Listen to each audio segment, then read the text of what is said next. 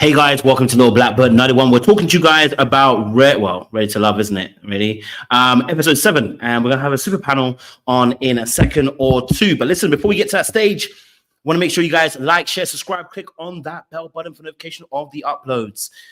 We want to give you guys some great entertainment and education today, as always. And I've got some great people on the panel today. All right. Listen.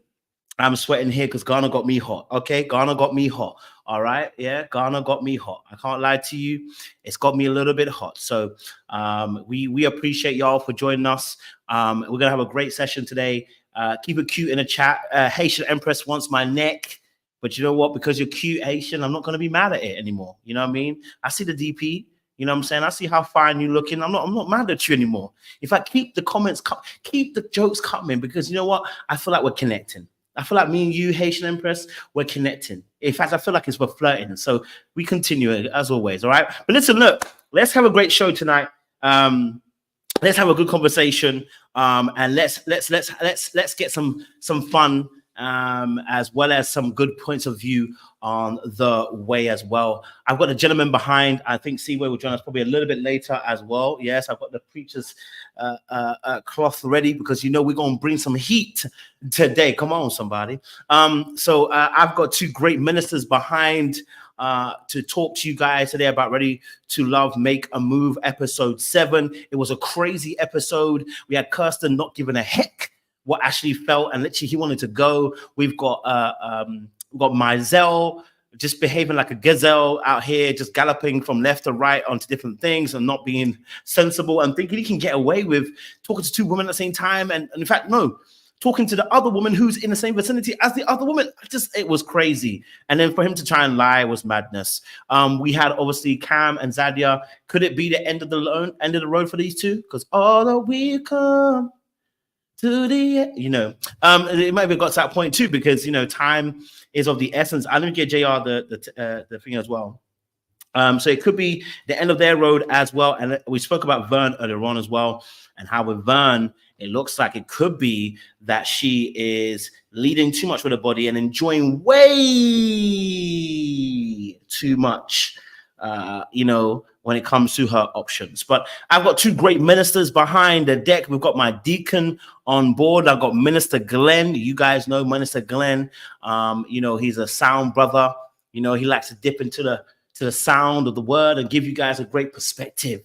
In that purple background, be talking the hardest as well. So let me first bring up Minister Glenn onto the stage. Master Glenn, good to see you, brother. What's up, my coach? What's up, Coach Joe, man? Good to be here, brother. Good to be here. It's good to see you, brother. Good to see you as always as well. Let me bring Deacon Sean up to the stage as well. Deacon, how we doing, brother Deacon? I'm doing well, brother. I'm blessed and highly favored this evening, and glad to be in the service. That's what I'm talking about, sir. We know you're gonna preach good today too. Okay, I see the Bible got a few tears in it, and that tells me you've been reading it, sir. So we're ready for it. The pages have been flipped and have rabbit ears. Our brother's got the highlight already. I've got another minister in the building as well. This minister, when he gets locked in, he's in. You know what I mean? When he feels like he's got the reading of somebody, he gonna read that person from left to right, from Genesis to Revelations, and he won't let go until he gets the revelations with that person. You know who that person is? It's JR on the stage. Minister JR, how you do, sir? Good evening, people. Yo, Coach, what's happening, bro? It's good to see you, brother. Minister JR, Minister Glenn, Minister Sean. Listen, they say, they want to see the generation changed around. Well, it starts with the men. So it's good to see that the men are on board to discuss tonight about Ready to Love as well. I got a special guest has joined us as well. Okay, y'all, I didn't know I had a special guest for y'all, because we couldn't have it only men. We had to have the ladies come in as well. So I have a special guest minister here. She comes through. She's a sweet smile. She comes with a grace and a favor as well. But don't be fooled now. Okay, you be seeing the beauty, but don't be fooled by the beauty, because when she starts the talking, you're gonna get the walking. Okay, so we're gonna bring up our minister Mercedes. Okay, she's gonna come up here.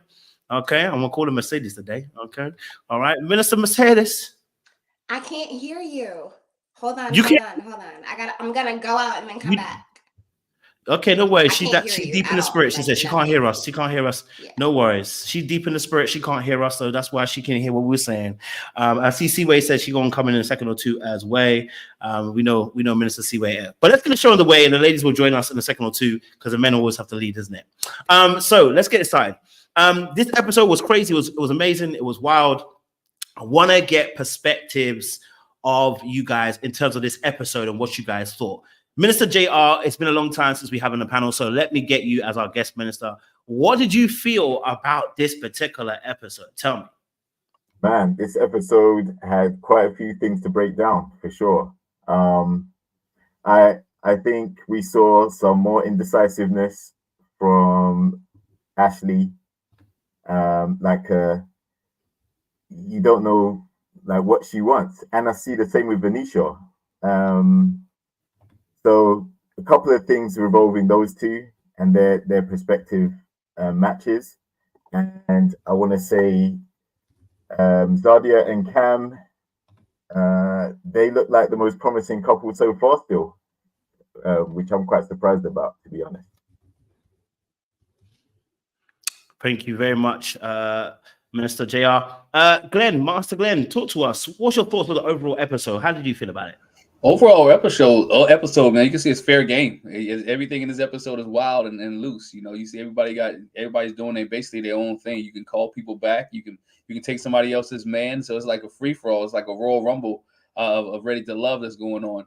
So you see a lot of things that's wild. I mean, I think the extra dates were pointless at this point. I think they stopped going on dates at this point on this show because I think everybody have really locked into who they want and what they're providing them. They just throw into the side. So, I think there's a lot going on here that I'm ready to dissect and dive into. That's what I like to hear, Master Glenn. Minister Sean, Deacon. Yeah, I think we, I like to see that we're making some progress. In this particular episode, some progress was made. I think there was some enlightening moments for Ashley, which were well needed. I think Vern, we got to see if Vern has learned or is she going back to her former ways. And I think Zadia is going to be Zadia. And Sharice is down bad.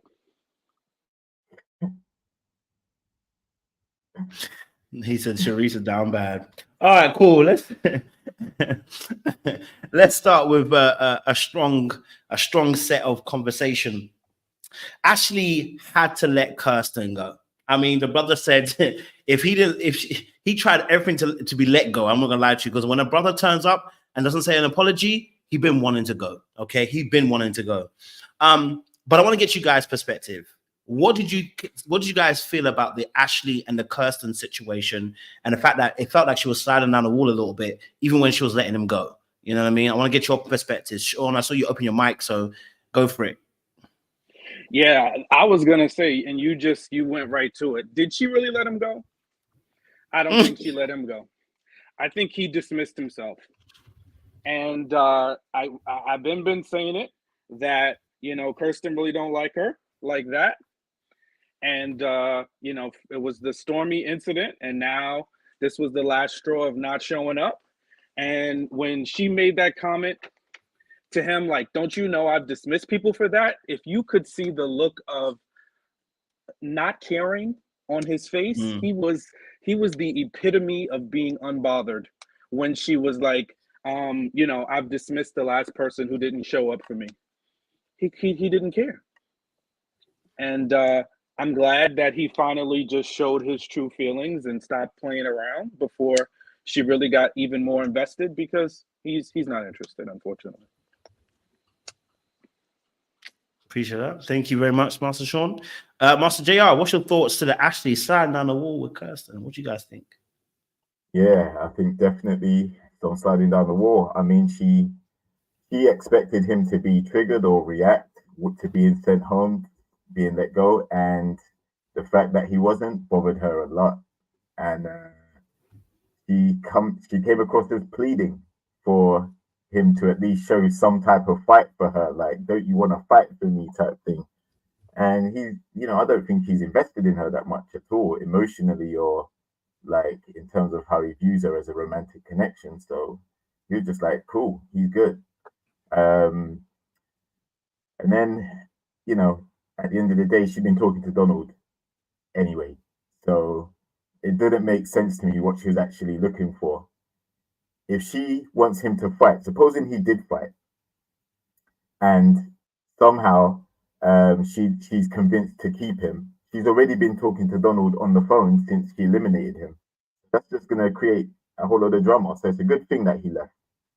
Sometimes it's not always good to get what you want.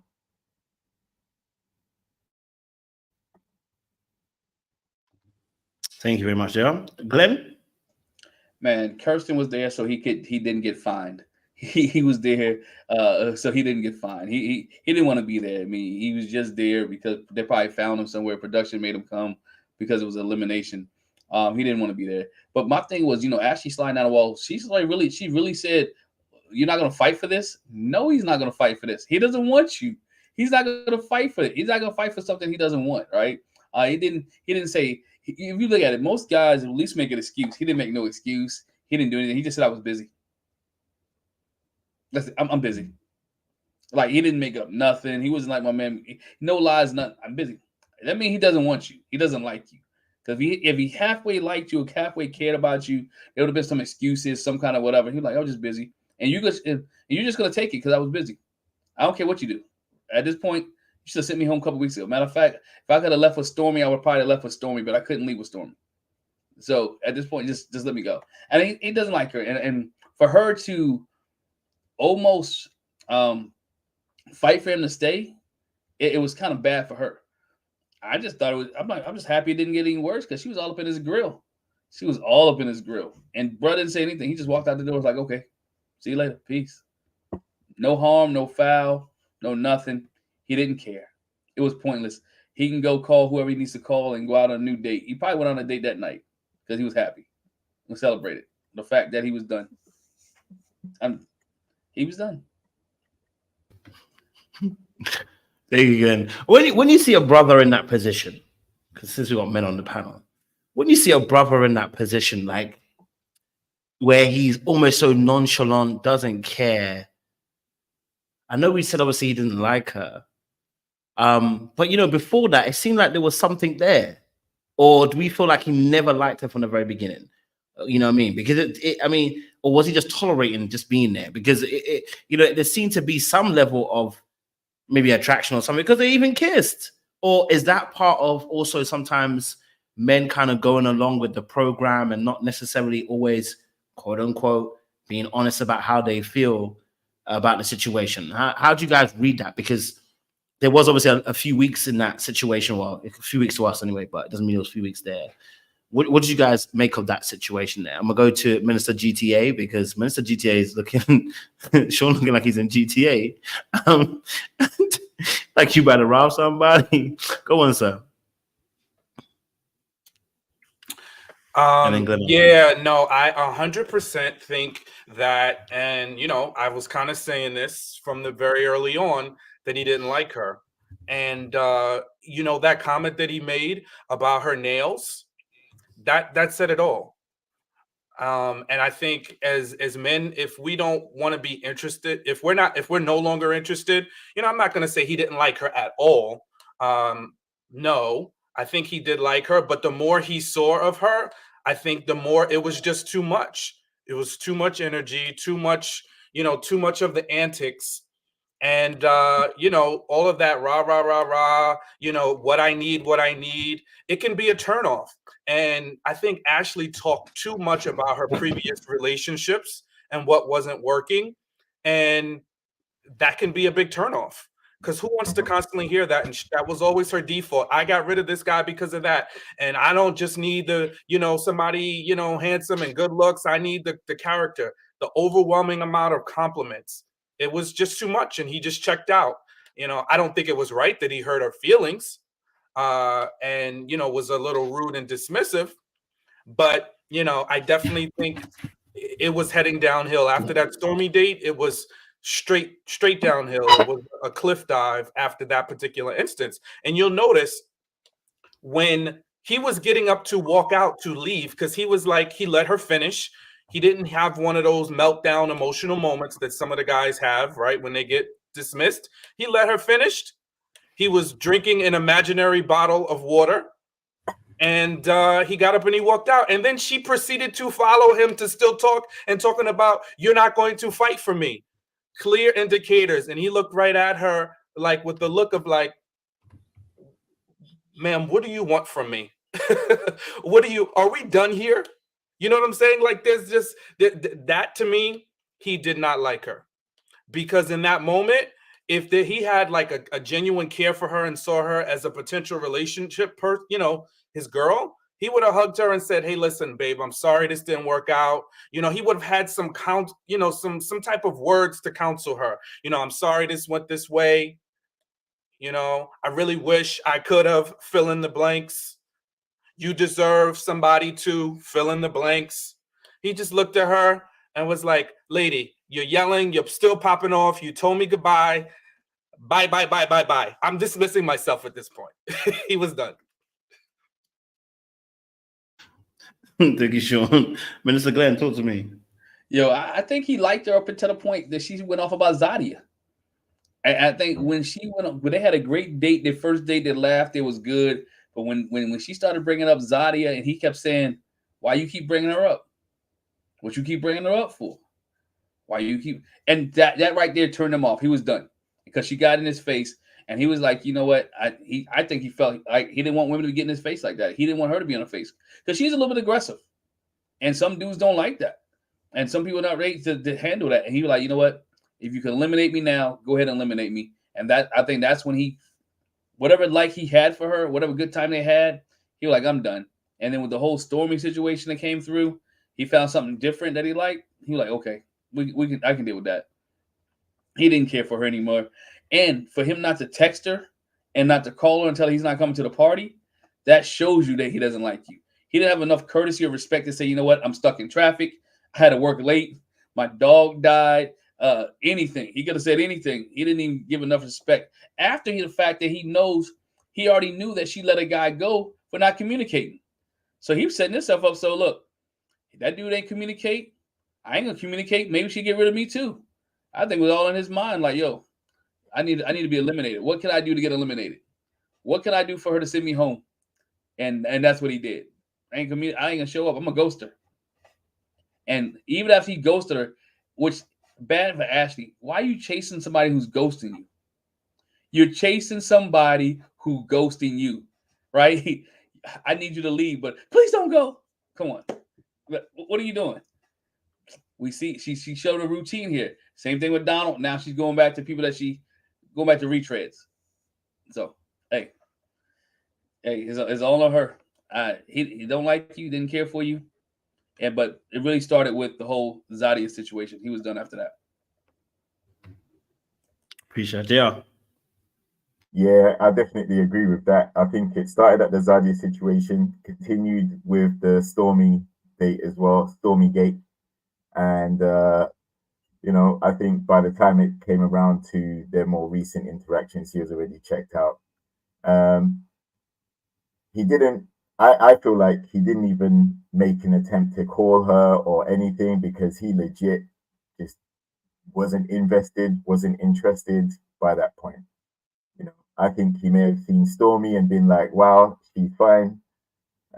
Ashley seems like she's attractive, but other than their initial interaction where they were bouncing off each other on their first date, I don't think they had the chemistry that was going to take them any further, to be honest. But like I said, the attempt to get him to feel emotion or feel sorry or chase her, like, it didn't work. And I don't think that's a wise tactic to use. If you want to be with someone, then just be upfront and say, look, you're feeling the guy and, whatever. But if you really are done with him and you've dismissed him, then he did the right thing. What's he supposed to do? Stand up there and protest and make up a fight about why you eliminated him. You told him why. You told him you wanted to move in a different direction. So at that point, he's got no obligation to stay.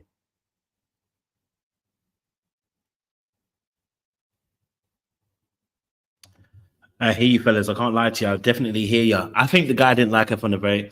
Let me not say from the very beginning. I think he might have been attracted, but I think when he saw, I mean, I remember I said this at the time when I did a video the very first time. When he commented on her nails, I think he found her attractive, but he found her ghetto. I hate saying it. I really do. I hate saying it.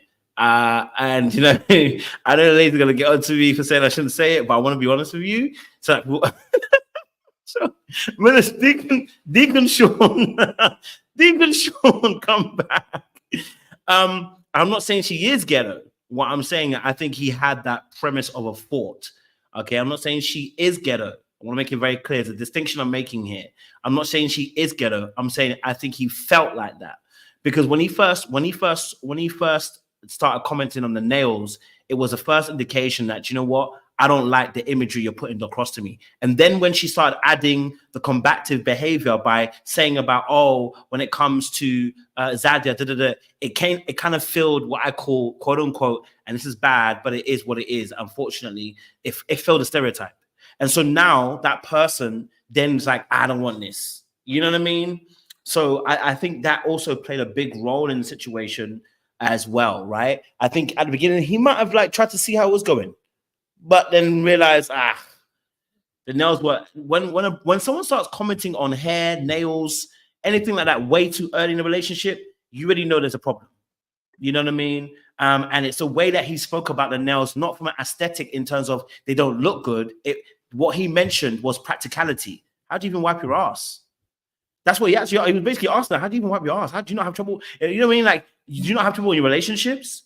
So he started immediately, he saw practicality problems with the nails. So it's not the fact that she is ghetto. I'm not saying she's ghetto. What I'm saying is that she fulfilled a stereotype in his mind. And I think that's what then turned him away. And then from there, it's just little by little, you already have a problem with her. So you already started to see things are gonna pee you off even more. So by the time he gets to the end that we're seeing that really nonchalant behavior, and really and truly, I want to be honest with you, it's really nonchalant, right? It was really nonchalant. Like, and I'm talking about it's so bad that when you got, like, if I've been dating you and then you get to a point where you ask me, why weren't you here yesterday? I mean, it is what it is. You know I'm trying to piss you off. Because there's no way I have that much disrespect for you and I don't like you that much that I'm not even going to give you an excuse or at least a lie. You couldn't even lie. You know, there's some lies that we accept here, guys. You know, I was busy. As busy as a lie, but it's an acceptable lie. You know what I mean? For the situation. You get cussed out for a few minutes, you make it up to her, and you go about your business, right? But he didn't even bother lying. He didn't even bother saying, you know, hey, look, look, I can't lie to you. I fell asleep. I was busy from work. My alarm didn't go off. My dog ate my homework. Like, you know, my mom wanted me to come around and help her with the dishes. Like, he didn't make up nothing. The brother said, And at that point, when you say, you don't give a heck. You've reached your bitter end and you don't give a heck. And so, yeah, I can't lie to you. Yeah, that was disrespectful at the end. But yeah, he had signed out. You know, he didn't even try to even make an effort to say something. I thought that was really telling of where he was. And that's not necessarily, that's on Ashley as well, not seeing the signs, but I think it's also on him as well, not being respectful enough to be able to have a communication with her and say, I'm not feeling it no more. Because you should have spoken up and said, I'm not feeling it no more. I'm not on it anymore. Instead, you let her kiss you on the lips, grab you by the head, you know what I mean? And you know what I mean? When you weren't really feeling it, you know what I mean? So I think he had to be a little bit honest with himself as well, that he should have also been honest about the situation. Be like, I'm really not here for this. I don't want your ass. And so trying to be passive aggressive and manipulate her to get rid of her. Because you know what he was doing. We know the game. Yes, Sean. Yeah, I think that is, you know, and again, I don't agree with the way that he did things. I think there's a better way to handle it. And I think just we as men struggle with this when it comes to women, when we don't have an interest and they are interested in us, because we're used to the ones pursuing, and then used to, you know, in the instances when we're not wanted, we are used to getting rejection. But I don't know if we're, you know, all of us are as skilled in how to, you know, gently let a woman down. So I think he struggled with that. And then sometimes you have women, and I, you know, I mean, Ashley, you know, please, we're not trying to hurt you. But when you have somebody that doesn't read the room like Ashley does, it makes it even more difficult to communicate that message, because I think she's just going to talk her way through it. So you might be trying to say what you know, you're trying to find the right words, but she's just going to talk. And now you're like, forget it. So I'm just going to default to, you know, I'm going to back out. I'm going to either, you know, ghost you, not show up, you know, and just kind of be disinterested. Appreciate it. Yeah. Before Stewie goes, any other fellas want to wade in on that about how men maybe struggle with turning down a woman, as to what that might contribute towards him not being able to say to her, like, you know what, I'm done with the situation? Yeah, I was gonna just quickly ask around, like, are we kind of saying here that we are expecting him to lie on the way out because that's what men do? Is that where we're going with this? Because I think, you know, listen, I think if she's told him blatantly, you know what, in front of cameras, in front of everybody, look, I don't want you here no more, I'm moving on, that's it. Like, if he gave pushback, then, you know, he's going to look even worse. He's going to look like he can't take the L. So, you know, he did what he was supposed to do. It may have made her feel crap that he didn't fight for her, but at the end of the day, he doesn't have to. He's not, the investment's not there. Like, the connection's not there. So she's free to move back to Donald now if she wants to, drama free. She don't have to worry about Kirsten.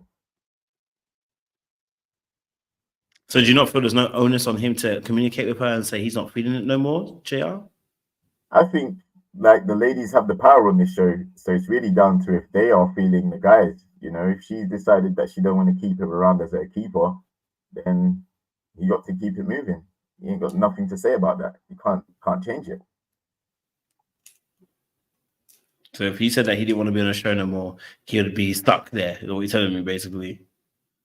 I'm sure production would try and either find a way to either keep him, you know, similar to what they've done on Ready to Love before, or they'll make a storyline exit for him, like what they did with old girl from Ready to Love when she didn't show up for the retreat, and they had old boy Tommy come out there and sit down and pretend phone calls and stuff saying that she wasn't going to turn up. They would have created something. But yeah, he just wasn't feeling her after a few of their interactions, and it was up to her to decide to let him go. Okay. Welcome, Seaway. We're talking about obviously the Ashley and Kirsten situation. I want to get your thoughts on that situation.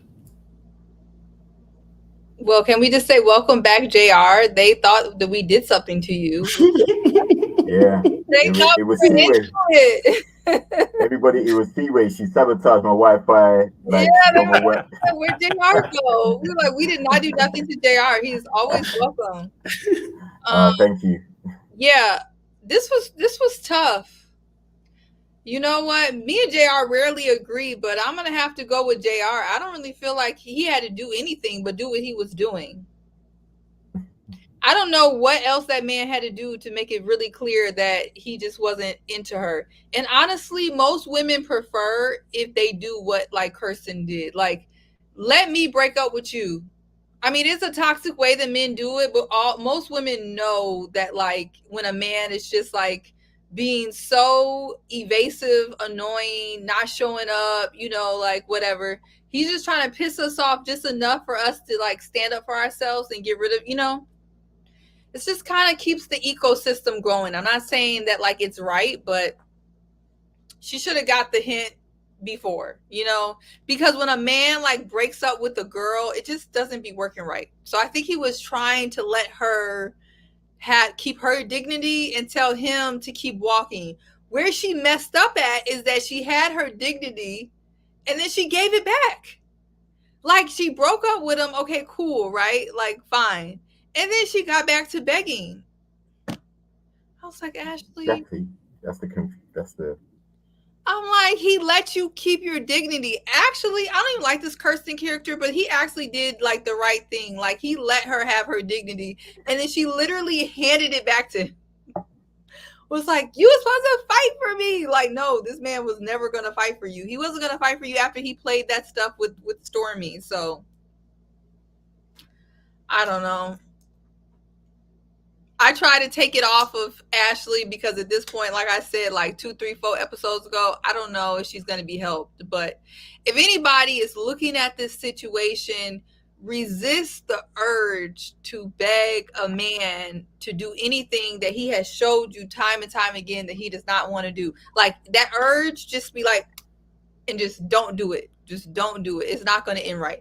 If he wanted to be there, if he wanted to show up, he would do all of the things. He did none of the things, and that was all the closure you needed.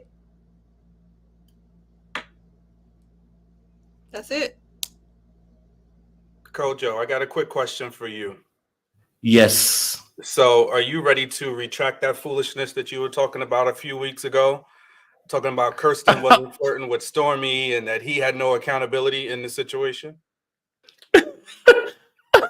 Deacon. Let us flick to pages Deuteronomy and let us look through those scriptures and see the brother was not flirting. Okay. Okay. I mean, listen, look, I was kind of being facetious. Of course he was flirting, right? He was flirting a little bit. Maybe it's not, I don't think he was flirting as much as people were making it out to be. He was definitely flirting. I'm not mad. I was being facetious a lot of times. I didn't make good TV and make good sales. You guys were fighting me. So, but I admit, yes, he was flirting and he was trying to, do a little bit something to kind of get with Stormy. I personally think he was trying to get himself kicked off. Personally, I do think he was trying to get him kicked off. You know what I mean? But I don't think he was flirting as much as people want it to be. But I do concede he was flirting a little bit. He was, of course, he was. I would have been as well. Stormy's fine. Listen, you never know. If it doesn't work out with Mercedes, if it doesn't work out with Ashley, you can work out with sorry, Mercedes. It's because you're here. It's because you were there. It's because you were there. My bad. But what's your thoughts, Mercedes? Welcome to the conversation. My bad. Sorry. What is your thoughts? All right. Do you want me to go by like girl, or are we just talking about this episode? We're just talking about Ashley on this episode and her Kirsten situation. Ashley only. Okay. So my opinions on Ashley is I want to work the equation from the backside. And what she admitted to the public was that she really has low self-esteem. She suffers from insecurity. So I think that part of the reason that she's hanging on to Bozo the Clown when he's obviously playing her is in her back, like in the back of her mind, she's competing with a woman, who she felt was a threat. I think she likes him, but she really don't want him. I think she's more concerned about the woman and fighting with the woman and competing and showing her that you ain't gonna take no, sorry, can I say nigga? Would I get you demonetized? Okay. Like, basically saying that like you ain't gonna take no nigga from me. And she tried to body her basically on national television. So I feel like Ashley is working the equation from the wrong reasons. Like she's not fighting for love. She's fighting to prove that ain't no other chick gonna take a nigga from me and on national television. And she admitted to it. So I think it's more of the woman and the insecurity and what she needs to work on. Okay, I'm hearing you. I'm hearing you. Thank you. Deaconess Mercy. You're giving us some points saying that the women they're competing against each other. We appreciate you sharing that because the women do tend to compete against one another for us fine gentlemen out there. So. What does he have? I mean, he's a fine boy. Is he not a fine boy? He's got a height, 6'5". Mercy. See, we just give it a C-way of Mercy because these two are outrageous. I mean, ask them. They don't think he's a good-looking. I think he's a good-looking dude. He's a tall guy. He seems like a really good-looking guy. You know what I'm saying? He got a nice smile. Like he's. I like his face way better. Don't sell it too hard now, Kojo. Especially with everything going on right now in these streets. Just relax on it. Let the ladies say he ain't hitting on it. Just let it stand. He's not my favorite type, but I date all around the board. So. I think Donald's adorable. I actually like Donald better. He's very I like him better. You know, Yeah. I'm not really into light skin, but that works. Yeah, Donald to me is, I don't know. For me, like Mercedes. your personality, like I know these two up top always talking about if you don't like me, don't talk to me, bullcrap. But if you're sweet, honestly, I like you. You know, like something about Donald is like his Yes. energy is so nice and refreshing. Yes. That to me, honestly, it's no cap. He looks better to me because I think I like his spirit. Honestly. And can I tell you, I agree with you, but that's why I date people who are like atypical, because like when I was younger, I had a type. He had to be, you know, 6 foot 5 tall, you know, whatever. And it was outrageous. Like the people that you were like missing by having such like, they're very shallow, like non-negotiables. Whereas like when I'm getting older, I'm like, no, my non-negotiables they're more of substance. So that's why I'll go out with the little cockeyed nigga. I love how he sat to the side and like he did his thing. But I went out with him. Well, why, Mercedes? I never knew. Like the cockeyed man could have changed my opinion. So yes, I'll go. He would have changed the way you look at things, indeed. He did a good job. No. I've been working on this for You're like a good person. Being a good person shines through. It really does. These ladies gonna make you slide on the wall. They're gonna tell you all this stuff. Exactly, And who because they're gonna end up with? Hey, who they're talking about? On Madness, these two up there, now cockeyed.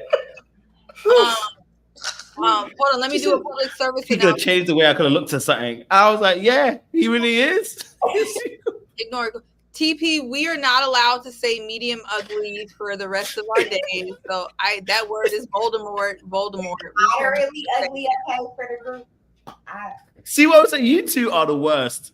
I haven't you I'm two just on. letting women know that we're not allowed to say it because if I gotta hear Kojo on this rant one more time about this situation, so y'all don't even bring it up. Why are you mad that we are offering the average man an avenue for love? Oh my god.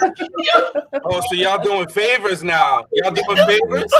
Man, ain't nobody These two. Hey, pack it in. These Separate two. them, Coach. Can Where's you your Bible? separate them, please? Because I think they're Yeah, we feeding go. off each other. Yeah, I they're was sitting. just- Listen to I each was other. just Yeah, doing they're the class. Yeah, the thank you. class is getting disruptive. Yeah, thank you. medium cute. Medium cute. I like that. These two in the classroom, absolute mayhem. Absolute mayhem. No, we take what you guys are saying. I am hearing what you ladies are saying as well. I do actually understand what you're saying, so I'm not mad about that. Okay, so obviously moving on from Ashley, then you know, we had obviously the situation with Vern, and she had, you know, on this particular episode, she dealt with more with Tabari. So I don't know where Cantrell went to. I don't know if he had to go off somewhere or why I didn't put him in this episode as much, but she dealt more with Tabari, and she said about how she felt, you know, Tabari is great. She loves the fact that he's fun and he brings out another side of her, or at least makes her feel comfortable enough to bring that side of her out. But she feels like he does too much. So I asked the gentleman about Kirsten's behavior. I want to ask the ladies, Tabari, is he doing too much from your perspective? Do you feel like he's being too much class clown? And what is the effect when a man does too much class, quote unquote, what she described as class clowning? You know what I mean? Before we give our perspective on actual happenings. Mercedes, go for it. Yeah. I think it's kind of like the Habibi syndrome, where they really are. They use it as like kind of like an icebreaker, you know, to get people down. People use humor, but sometimes, you know, what's humorous to me is not humorous to others. So I didn't consider him clownish, but like I just see it as people showing that side of their personality to just kind of get you comfortable, you know, to kind of ease the room. So I didn't think that he was personally doing too much in this circumstance. Even like with Habibi, he wasn't everybody's flavor of the day, but I heard he's very funny in person. So I want to give him grace on the class clown, and, you know, like, I don't mind it. I think it's cool because I know your heart is in the right place, and, you know, there's a person behind that. But I want to circle back to the woman. I think Vern is trying to figure out who she is, because she was stay-at-home mom, but she be going out according to her friends. You know, he be doing too much, and she want a more serious man. So, like, she got to pick a lane. She don't really know what she wants. So I don't think that you can come at a man and say that's annoying and that's this when you don't know if that's even what you want. So just say it's not for you right now, you know. But that's me. Thank you, Mark. I appreciate it. Yeah. Seaway, class clown too much? Well, I 100% agree that Vern needs to pick a lane. I think we were talking about that last week. I think she's on too many sides and is going too many different ways, and I think that's why she's struggling. But let me just say, my opinion on this may not be all women's opinion. I don't want to speak on all women's opinion on this. It's just my opinion. So sometimes I speak for women. I am not speaking for women right now. I'm speaking for me. I personally just don't like men who do too much. I know there is a lot of women like me, but I don't think that's all women. I really like a man that's more laid back, chill. I don't like attention seeking. Honestly, I got to deal with attention seeking people in doses, let alone a man, right? So I just don't like a man that does too much. And for me, Tabari just does a lot. I'm not saying like, but I do like to laugh, right? So if he's funny, like if you give me a good kiki, I will get down with the kiki if you make me laugh. But a man that's just doing a lot, needing a whole lot of attention is just not my not zesty. That's not my type of man for me. I just want you to come in the room. I want your presence to speak for you, you know? I don't need you commanding all of this attention, because to me, when a man is commanding all this attention, it's going to put all that attention on me. And I'm also not a person who wants everyone just looking at me and looking at what the next move is and stuff like that. But I do think there are plenty of women who are maybe more shy or things like that, and they love for a man to be extroverted. So I'm not saying this is a one size fits all. I just personally feel like he would be doing too much for me. Personally, I love the balance. Actually, I think that's a great balance. I think that's a fair point. I think he can be doing too much for some people. Chat is outrageous. He can be doing y'all are not a safe space for certain men out here. But he can be doing a little bit too much for some people and can be great for others. And I think that's a great point as well to be said. So I appreciate ladies sharing that perspective. In general, how do you guys feel about the Tabari and the Vern connection? So I'm gonna bring the guys in. How do you guys feel about the connection? You know what I mean? JR, how do you feel about the connection between Vern and Tabari? Were you buying it? Was it something that you saw could make sense? What's your thoughts on that? No, not really. Today. Never really thought that connection was going to work. I think once she decided to get rid of Jabari, she just needed to move on to something, and he was there. And I think that's partially to do with what Mercedes was saying. I don't think she knows what she's looking for. Because she's trying to come across as so many different things, like her main reason for getting rid of Jabari was his 9-to-5 work life. The times didn't match up and align with what she does. This dude seems to be more outgoing and more of a social cat, but she didn't like his personality either. So if a guy's out there being social, whether it's in entertainment or marketing or whatever it is, he's developed personal skills to communicate and mingle with people, and that might be part of his personality now. I mean, if she has a problem with that, then she probably needs to go back to someone more conservative. I don't think he did too much. I think he was going around being, he said hi to everyone, hugged all the ladies, was courteous and polite. If that was enough to turn her off, then it wasn't meant to be. Simple. Appreciate it. Glenn? Yeah, man, I think it's a little too much. I think that even with the Vern and his situation, for her to take somebody else's number while he's there, it lets you know what their situation is about. All right. For her even to entertain the other guy while this dude that dude that you picked, you already letting them know, you already letting everybody know that you're really not interested in him. You leaving your options open, right? Maybe that's because she's been hurt from past season and she doesn't want to take the first guy and whatever case may be. But if you pick Tabari to be your keeper and you're entertaining him, you don't take Muelle's number. All right, you like, nah, I got somebody right now. This is my keeper. This is who I'm dealing with, even if you're on the show or not. So it tells you where her and Tabari's at.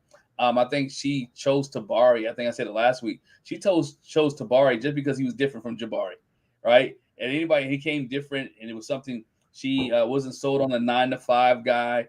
This guy's an entrepreneur. He's an actor, starring some movies. So again, she likes the funny type guy.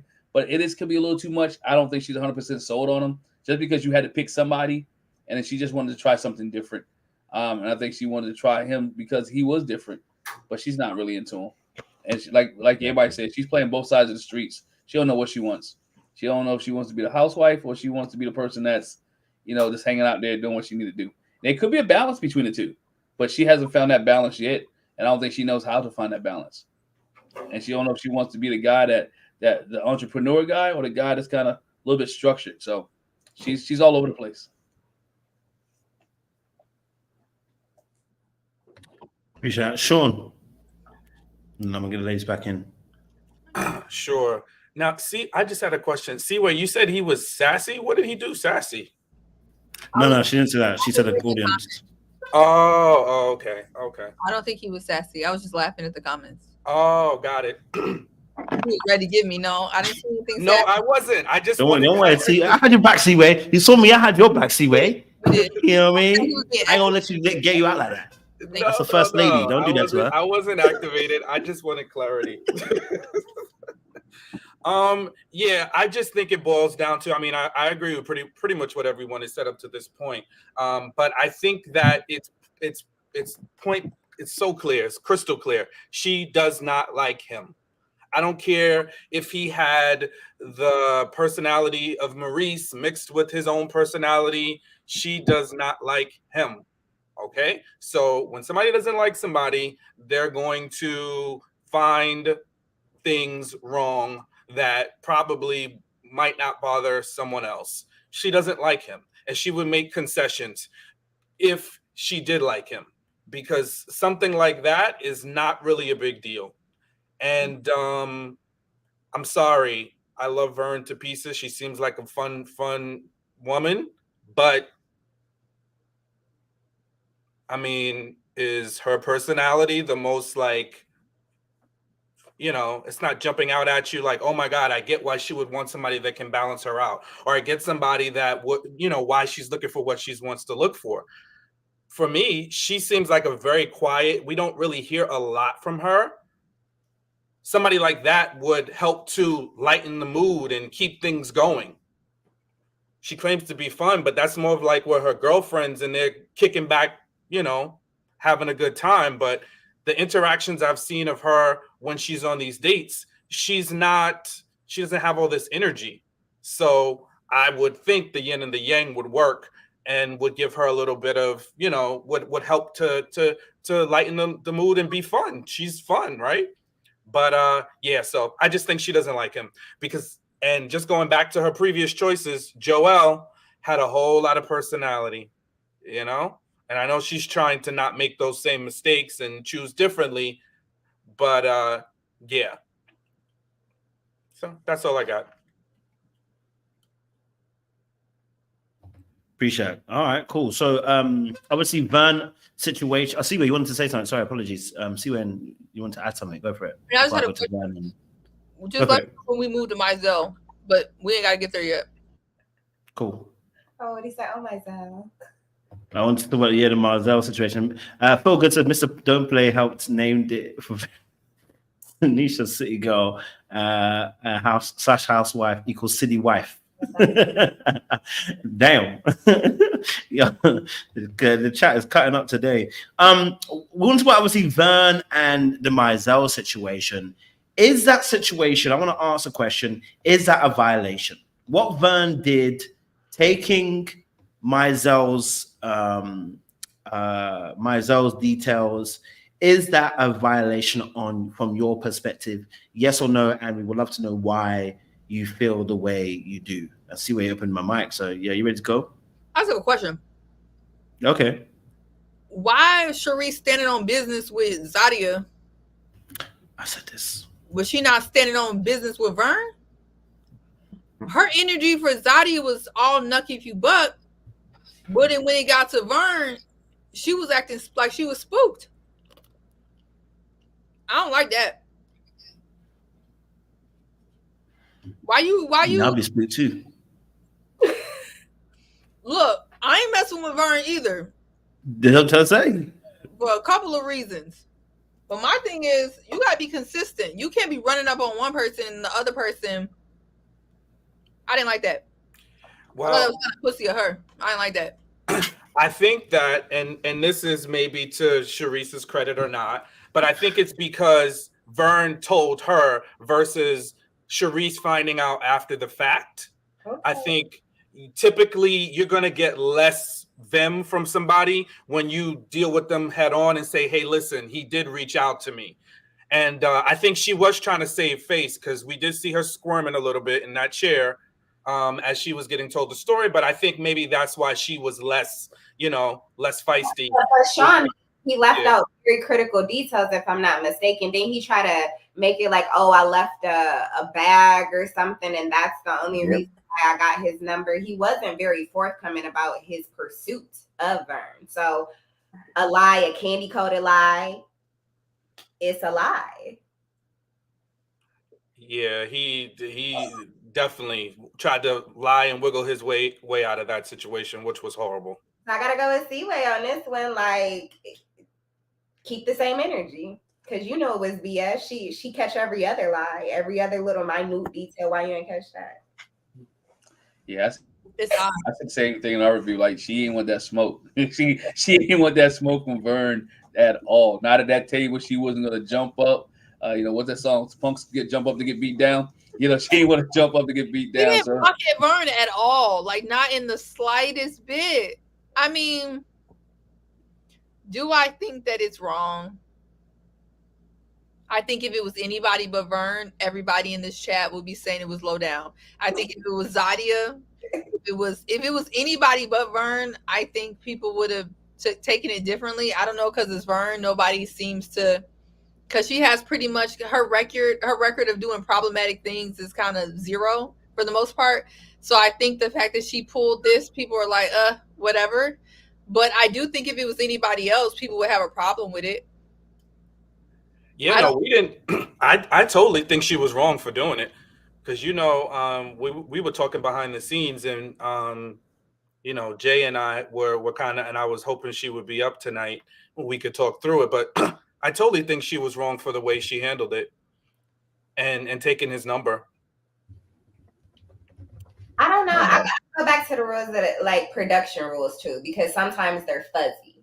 So I did hear him mention that I thought I could talk to everybody. So I don't know what these quote unquote rules are. I know the basics, like the keepers and the, moving on to the next, but I don't really know what the rules are as far as pursuing other people outside of that.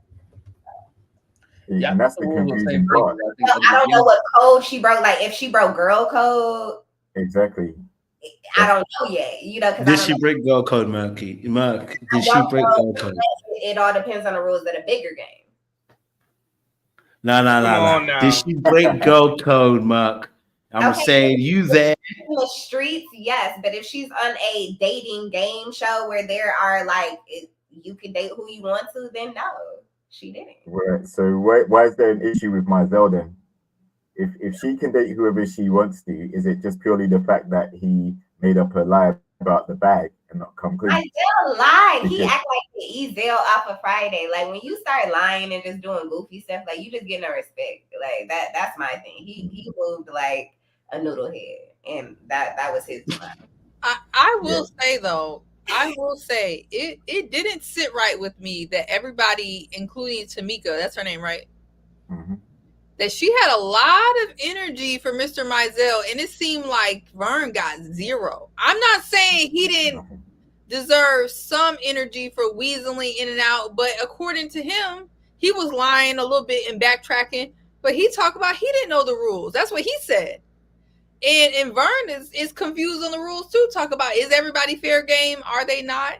To me, I think both of them know the rules. They both know that if you're somebody's keeper, you're probably not supposed to be going on to the keeper. Now, if you done got let go, I think it's pretty clear, right? If you done got let go or they discarded you and somebody else wants to pick you back up, kind of like you playing cards and you done got discarded, yeah, then somebody can pick you up out the discard pile. But you can't come and take the card from somebody's hand. Like, that's how I view it. Like, literally, Vern took the card in Sharice's hand and plucked it out. But I thought the rules were taking the card from the discard pile. But I thought the rules were set at the beginning, though. When was it Zadia and Vern went out with the same dude with Jabari, and that they were like anybody can date everybody. So I think from that, were any of them keepers though? Were any of them a keeper? I don't know if Jabari was a keeper at that point. I think I wasn't a keeper with like the first episode when she picked him, and Zadia didn't like the two guys that she went out with, so she ended up going out with Jabari.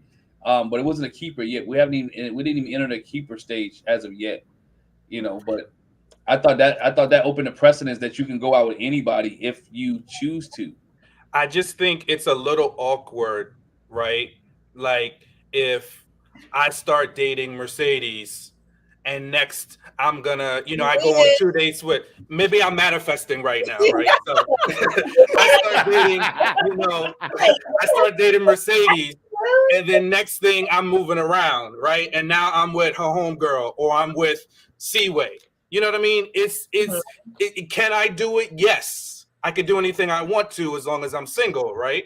But should I do it? No. And I think ultimately Vern knew, because one, she had a conversation with Ashley before, and Ashley was making all them faces because she knew it was touchy, and then she knew that she had to have a conversation with Sharice to talk about it. So when you got to go through all of those steps just to disclose that you're talking to somebody, you're kind of on shaky ground, and the foundation is just not, what it should be.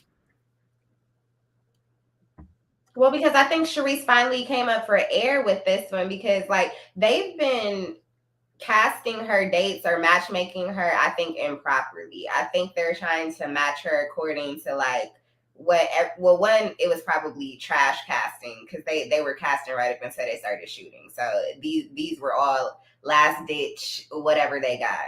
But they're also casting for her for the man that they think she should have, when she clearly has stated she won't rich, she won't travel, so why you gonna bring her somebody who ain't traveled in 25 years?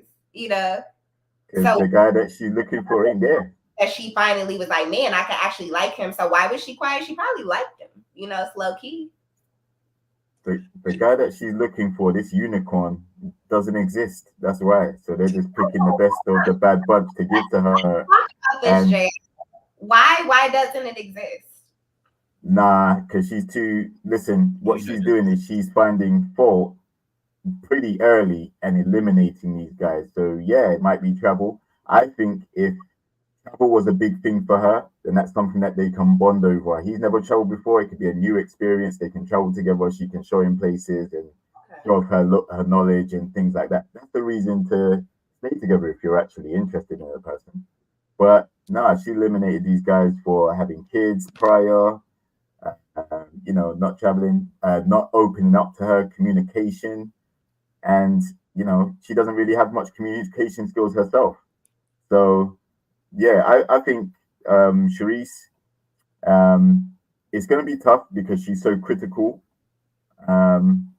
So she's probably going to be the hardest one to find a match for.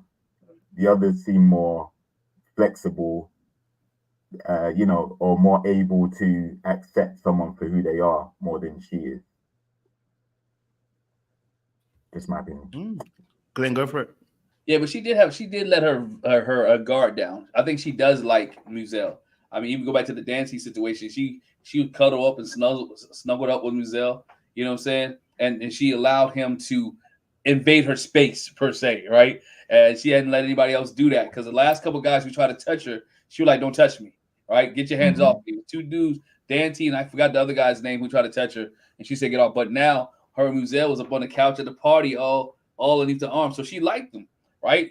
And you can tell that she was hurt by the fact when Vern like, "Oh, he been texting me and calling me all night." She was like, "Yo, exactly. He ain't text me, he ain't called me. Nope. My phone dry." You know what I'm saying? So that was a that was hurtful to her, right? She is a person. I think she was like, you know what? Dang, what's going on? What am I doing in this sense that the dude that I like somebody else? So, you know, you saw the vulnerability of Sharice at that point, and that's probably why she really, something think about income at Vern, she was shocked and hurt at the same time. Like hey, dang, this dude ain't. But also, if I can't get Vern, I'm gonna get dude when I see him though. And that's where her energy went. Her energy went all straight to Muelle and not Vern, but she was hurt.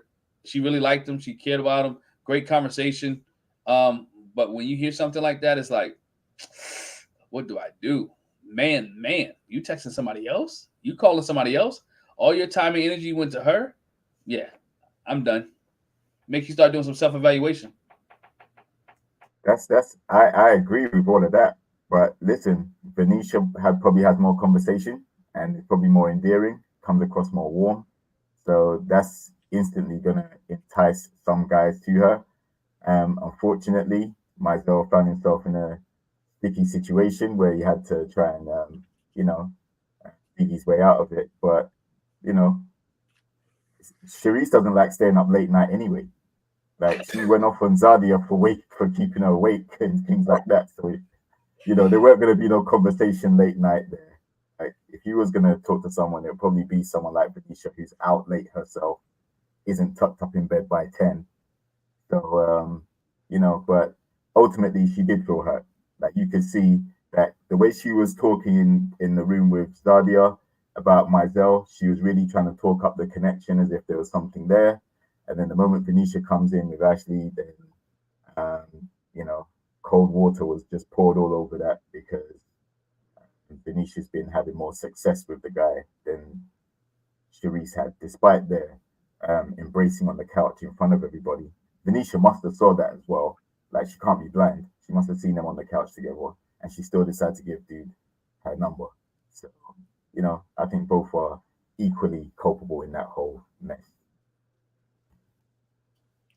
Yeah, JR, I'm gonna have to disagree just slightly. That she wasn't doing a whole lot of talking, and from everything she even shared, he was the one doing all the pursuing, asking her out on dates, reaching. He asked her for her phone number, and she ain't say nothing to him. He saw her, was visually attracted to her, but then he didn't play his hand the right way. You know what I'm saying? Like if you're gonna do something like that, it's risky. But he was, and then they even said he was like asking, like, are you guys all in the same house? Do y'all live together? How long have y'all known each other? That's already old boy was on dirt because he's trying to calculate exactly what he can do, how he can maneuver the situation, and he was giving as little details as possible.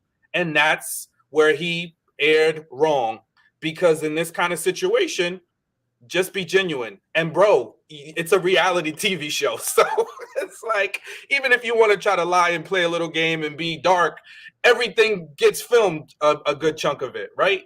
So come on, just say what it is. I really like you. I know I'm talking to Sharice, but I think you and I have a better connection. And then talk to Sharice.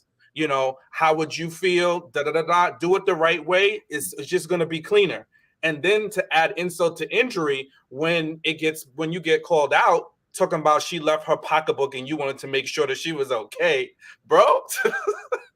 It's like, come on, come on, bro. You really didn't think that was gonna fly. Okay, quick question. Do you think that Mizell downplayed Venetia because that's what she was pissed about? And if he hadn't downplayed it and came out with the real spiel, like what you said, Sean, like he was really feeling her or whatever, what do you think would have happened in that situation? Yeah, I think he, in his mind, he downplayed her to get himself out of trouble, and that tells me he had no genuine interest in Venetia. Because if I genuinely like a woman and I get called out, I'm not going to, as men, we're going to cover what we like. We're going to covet it. We're going to protect it, whether it's, a serious or if it's just like, I just kind of like her a little bit and I don't know what this is going to be. He just wanted to frolic with Vern. because if he cared an ounce about it or considered her, he would have been like, you know what, I'm gonna own it. You know, I did reach out to her, but downplaying her, talking about you lost your pocketbook. Yeah, it would. If he did the opposite, yeah, he would have gotten called out, but it would have showed his true intentions. And what we did was see his true intentions. Yeah, I agree with Sean, man. I think if Mizell would have just fronted up and told the truth, like, look, I thought she was banging in a little cat suit. I thought she was banging in an outfit. I wanted to holler at her. You know, Sharice was only giving me this, but I like this. I think it would have still been hurtful, but again, would have been honest, and it would have made Vern appreciate him even more for liking her and being 100, right? You gonna be a dude, be a guy, right? Keep it 100. Let's keep it honest. You know what? I like you because you kept me, but her across the room, there's something I like about her too. And is it fair game? He should have went to Tamika and asked, you know what? Is it fair game like you guys say? Can they just pick me or can I pick somebody else? Be honest about it. But when he starts stammering and stuttering and start lying, that's when it became bad. Tamika, like, come on, bro, let's be real. Like, are you 6? Are you in high school still? But Glenn, what man? I hear you. Who's this confident? I ain't never met a man that was just so honest. Like, yeah, I'm feeling you and you. They get caught up on national television with 14 cameras around. But you on a TV show is a dating show. But Glenn, who's doing this in real life? I haven't met this honest man walking like that's Jesus. Come on now. Y'all not doing this. This sound good in theory. This is a Denzel movie, though. I haven't met no man. He gonna talk like he can be this honest, but I have yet to meet one. He should have been on. He started stammering. He should have been like, "Yo, I like her and you. It's a TV show. You gotta know the rules of the game and where you're at." But okay, so what if he liked them both? Who is supposed to ask for like a sister? The show set the game up there. Remember, they set him up on a date earlier. Remember, everybody went out with Kirsten. 3 of the women went out. So they set the precedence. Like, you can date some of the guys, girls can say to date the same people.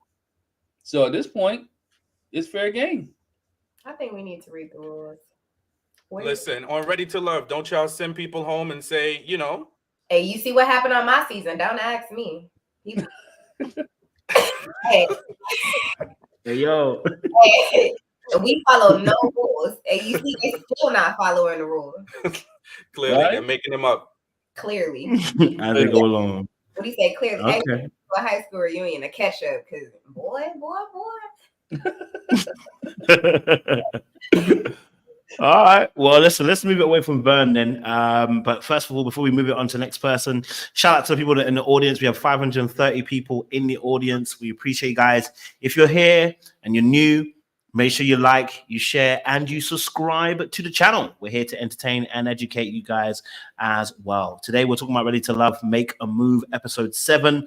And we're talking about what happened in that episode. You're joined not only with LBB, but you can see Mercy. I say Mercy, it's Mercedes.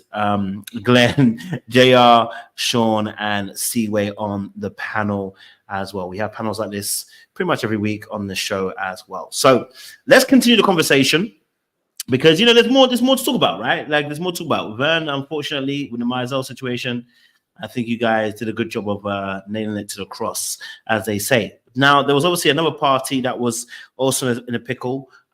We had, obviously, Sharice herself. But she obviously, we kind of discussed it a little bit, so we won't spend too long on it because it kind of ties into the Vern situation. But I want to get your perspective on Sharice and her dates, because obviously Mizell was one of her dates that she got left behind with. Originally, she had Maurice, who she's kind of still texting, okay, because she ain't gonna lose out on Gucci slippers now. And obviously, got rid of Danzy as well. I think that was last episode. I don't know if that's even this episode. And in the end, she actually sent Mizell home as well. So she said, she sent him away from her. She didn't want to be with him no more. She said she's gonna move in a different direction. So I want to get you guys' thoughts on Sharice on this episode. We won't spend too long, like I said, because I think we kind of spoke a little bit about it already as well. So who would like to jump in there first about Sharice and her situation on the show? Fantastic. Sean, you dipped your head, so go for it. I know. It's one of those ones. Was unmuted. I know, but she was already unmuted before I started, so there was no point. You know what I mean? There's no change. All right, I'll take the lead. Okay.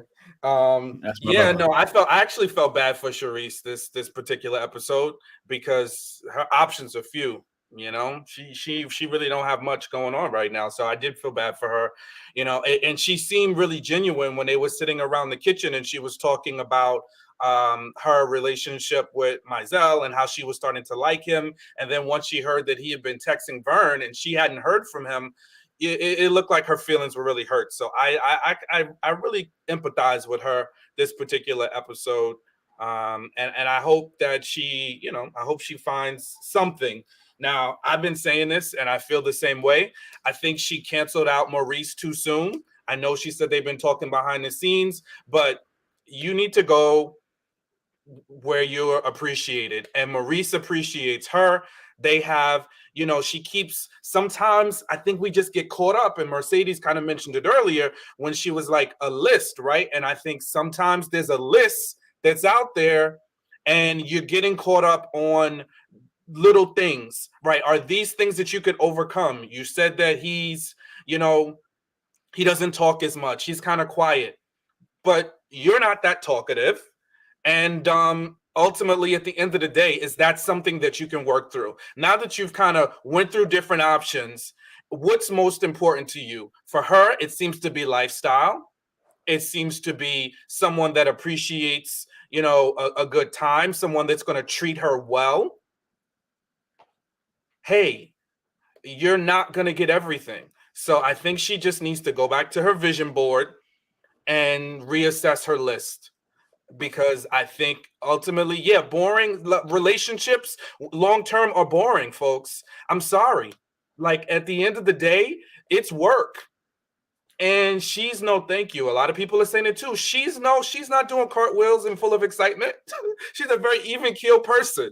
So how are you going to expect something out of somebody that you don't have, right? But the person has a good majority of the things that you like. You got to reassess. Are you going to get what you want?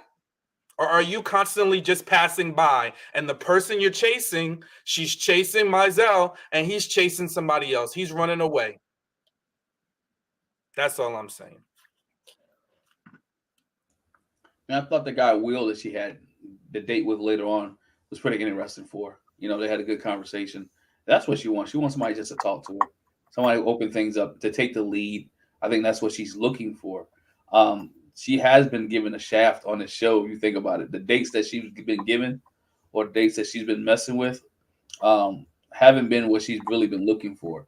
So she has to work through some things and find out, is this really, can I bend on some areas, right? Can I bend on some things, or do I have to really be this rigid in what I'm looking for?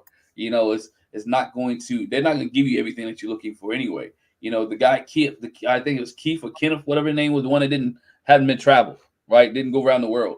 Well, maybe that was an opportunity for you to show him some things. That was maybe an opportunity for you to get his passport stamped in different places and show him the world, because he's been raising his children, right? You faulted him for raising his boys. You faulted him for being a black man who's taking care of his kids and not being able to be well traveled. Didn't do what he was supposed to do. And you would say, you know what? I don't like you because not because you can't take care of me, not because you didn't have the finances, but because you don't have these many places stamped in your passport. How about y'all do things together and travel the world together, other than, you know, dealing with Maurice just because he can buy you Louis Vuitton and Gucci and all that. So she's setting herself up, and I think some of this is on her. I think the guy that was the music producer, I thought he was a decent dude for at that time that she didn't keep for somebody else. So she's doing it to herself. Keep some of the good guys and try different things, but we'll see.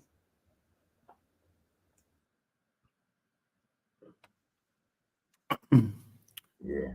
Like, Yeah, Mark. I was just gonna add, the only time we see Sharice actually communicate in large amounts is when she's either like hostile, berating someone about something, or telling people what she doesn't like and what she's not gonna do.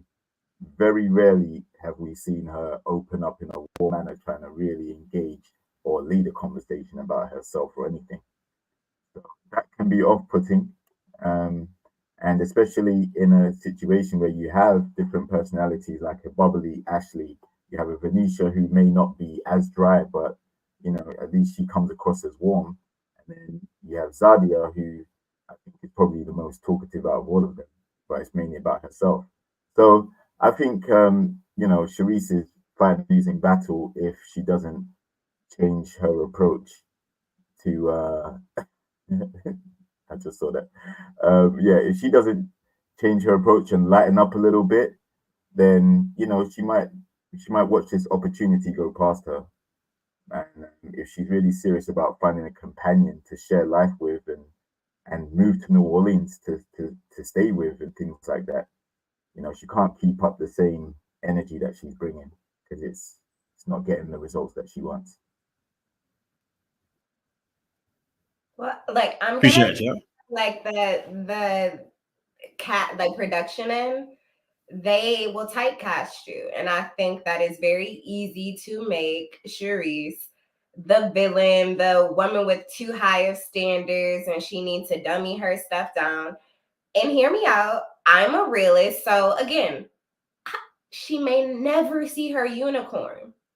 But if she's not crying about it, if she's not complaining about it, if she's moving on respectfully, leave Sharice in her little la la land, because everything was impossible until it was done. So, yes, this man doesn't exist until he does. And she might not find love until she's 60, But in her mind, she's locked and she's loaded. And I rarely hear her, she's critical of men, but I rarely hear her complain about being single. She complains about the caliber of men that she's attracting, which means she needs to work on a couple of other things because like attracts like. So as much as you don't like them, there's something in that person that's very similar to you. So it will behoove you, like JR, to, pause, take a moment, see what you can learn from him. Like Glenn said, maybe see that you need to look for different qualities. But if her being is circled around very shallow and in lower vibrational aspirations, leave her be. I don't see anything wrong with that. I hate when we like criticize people for like wanting the moon. Okay, just because you want the grass doesn't mean that somebody shouldn't want the moon. Let them want the moon. So I definitely hear you on that. When you want the moon, make sure you got a space shuttle. That's the thing. Somebody gonna do a space shuttle. You want the moon, but get a space shuttle. That's the whole point. Does need to bring things to the table. Like she wants a conversationalist because she does lack in that area. But one thing that she needs to work on, and it's harder as you get older, is you got to work on things yourself. You also have to bring a package, to the table. You want the world, but what are you bringing? Are you whole? Are you healed? All of those other things. And she might go back at home, sleep good at night, and say, yeah, hell yeah, I'm it. I would date me. And what I want is not impossible to have. I just haven't found it yet. So. Okay. Well, this is the second show she's been on, so we're gonna keep our foot on her neck. Because she on this good TV, she could be at home. She could be at home in the privacy of her bedroom and her vision board and manifest all the dreams that she's gonna have to get to the moon. But while she's on her own, we're gonna tell her you need to kind of come back to reality just a little. Honey, I promise you that. You see that they pick criminals. Criminals. Yes, I will say, I listened to everything that everyone said. I really disagree with the fact that there was somebody that Sharice has seen thus far that was even halfway decent. I mean, maybe the guy without the passport, maybe, but that other character that didn't have nothing to say, who was sitting there like he was doing the mannequin challenge, literally every date, every episode, not speaking, completely on mute. Like she was supposed to like look at him and not talk for another 3 or 4 episodes. I mean, I think he had to go. He did have to go. Thank you, Maurice. So, I mean, is she perfect? No. Is she a little bit Dulu? I think so, for sure. But do I think that there has been dudes that she really should have kept thus far? No. And I think they're struggling matching her because she does have high income requirements. and she wants men of a particular age and a particular stage, and she doesn't really seem like she wants people with young kids, mostly no kids, right? But that's not realistic. So then like they're trying to match her with people with older kids, so she's not dealing with someone with young kids. Her just pool is really, really small. And that's why it kind of sucked that Mizell kind of was playing the fence, because he would have been decent, you know, for her, perhaps. But she hasn't had good options. It's a lot easier to match somebody like Zadia or Ashley, to be honest. Even Vern has complications with her life situation. So that's what I think. Yeah, no, I don't necessarily disagree with that at all. I mean, I think there is going to be complications because financially she is seemingly, it seems like she's in a particular bracket. So finding a man who makes more, that wants to pay for everything that she wants to be paid for, she wants soft life, is also quite a difficult task to do on own, because men that make that kind of money, how many of them want to be on TV? You know what I mean? You know what I mean? So I do understand how it can be a little bit difficult to match financially, and it does go back to why I said that, you know, even if she wasn't even on TV, that unfortunately, when certain ladies make certain amount of money, your pool shrinks, because the amount of men that make that kind of money that are making more than you have also shrunk, and it becomes a very super uber competitive environment. And this is where I'm looking at Sharice and I'm going, if I make that kind of money, why do I want your headache? And this is why I said about, it's not how beautiful she's beautiful. When I look at Sharice, she's really beautiful. You know what I mean? Like, she's really stunning actually, and she's got a poise about the way she stands and the way she holds herself up as just as physically, the way she has a poise. I like the way she holds herself up physically, right? And you know me, I like a little bit of toxicity, so I ain't gonna lie to you. You know, it draws me in a little bit. You know, when she be a little bit mean, I'm gonna keep it a little keen, okay? So I'm gonna like it a little bit. But if I'm talking about in general, and I talk about it in a space of being a maintenance situation, I can see how sometimes being so blunt and sometimes being so blah, the way that you may deliver certain points, how that can easily be misconstrued as being quote unquote being rude or being too short, or, you know, not really caring about somebody's feelings. And, you know, one thing I'm going to tell you about these men that are making kind of money, they got some feelings, okay? So, you know, tripping on that ain't going to be the one, you know what I mean? So I think, thank you for whoever banned that person. I don't know what they said, but they definitely deserve to be banned. You know, so it's that may be a little bit something that she may need to work on just to help so that she can maintain a relationship, because I think you were saying, Merk, you kind of touched on it a little bit. And I was just reading a post today. It was by Boris Kojo's wife, Nicole. Is it not Nicole Ari Parker? Is that her name? Right? And she posted what women were asking her, saying, "Oh, you want a man that does X, Y, Z?" Da, da, da, da, da. And she posted her response. The response was, "Well, in order for me, what God told me was, what are you working on yourself? You said you want a man who's X, Y, and Z. What are you working on?" And that's the question I'm asking Sharice. What are you working on? Because sometimes when I see you on the show, I'm gonna be honest with you, I don't want Fight Club. And I can imagine that a lot of men don't want Fight Club. You know what I mean? You're here tussling with Zadia to a point. You've tussled last season to a point, and you still got a bit of that tugginess in you a little bit. You know what I mean? And you handle Vern a little bit differently, but I think it's because you knew that Vern got some hands, okay? And you weren't about to lose that fight, right? So you smart because you know who to do it to. But it's like, does a man want those kind of things? And I'm wondering how. And it may be the way they're editing it, but I'm just going to say you're on 2 edits of the show now. So, and I've also interviewed Sharice too. And I'll tell you that, you know, sometimes you got that sweet personality, but then when you get to a certain point, you can see if you say something, you're going to say something, and it's going to come out some certain type of way, and it's going to come out rude. It's going to come out short. It's going to come out disrespectful. And as a man, our ego and the respect for us that we like, you trip that wire too much. I make way too much money to be wanting to deal with that on a regular basis. And if I do want to deal with that, I'm probably as toxic as you are. That means that relationship ain't going to go too well either. So you narrow your pool considerably when you get to that place. So that's why I think Sean is also advocating. And I don't think it's the best choice for her at all. But I think Maurice is the best choice on the show. And I think he's the best choice in general right now. Because until you fix the attitude, Maurice is the best person for you. Because I tell you what, Marie's gonna look at his shoe, his Gucci Prada little slipper he got on, and he gonna say, it don't matter. And he gonna move on. And you gonna live a happy ever after life, which with somebody who doesn't talk too much, but he ain't gonna bother you either. So until she changes that, then we can start to see that more different people will start resonating with her a little bit more better. Because I think she's a beautiful person. She can attract them. Can she maintain that guy that she really wants, who makes that kind of money herself? You know what I mean? So that's what I would say about Sharice. Just to soften it a little bit for us a little bit. You know what I mean? Just soften it. You know, don't change it, but soften it. So yes, Mercedes, you're right. We're not asking her to not change the fact she wants a moon, but just change it a little bit. Since you want to be an astronaut, we need you to know that you're gonna go to zero gravity. You might need a little bit of training.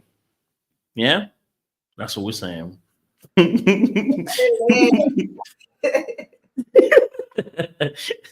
gonna get a space shuttle. Any other thoughts on Sharice and dates that she has before we move on to the last one? Listen, I just want to, I see this a lot, and it's not just in the chat. It's just in general. Like women say, "Oh, I want excitement. He's boring." You better reconsider that excitement, because guys that are exciting are, they attract other people, and the more somebody attracts, you're gonna be sliding down the wall. So once somebody else gets a whiff of how interesting and charismatic that person is, they're gonna want to see just what it is too. And they got money, you're gonna be sliding down the wall, and you're like, why does this always happen to me? I just can't get a guy to do right. Yeah, you can't get a guy to do right because you're looking for these things like long-term stability. You want somebody that's gonna be into you, somebody that's gonna treat you well, that has the same goals and alignment, but you want somebody that's exciting you. It's like, come on, that's a fleeting emotion. It's not long lasting. It's not something that's going to be the make or break of you. And not to mention it, you are not the most exciting person either. So it's like, how are you asking something for someone that really you don't even possess? You get what I'm saying? Have to give the brother a little grace. And they are talking too. I just want to end it there. Like she's actually continuing to have conversations with him. He's texting her. She's responding. So there's something that you like about him. So you're going to have to negotiate at some point. Sorry. Sean, I was delusional. Like, I just want to advocate for delusional women that there is recovery. But how did that work out for you, Mercedes? It did not serve me well. I've had a humbling season in the valley. Even my mom, she gave me kudos today, and she was quite proud of the progress that I've made. But I was a little delulu, So I just want people who are delusional. You do have to shift.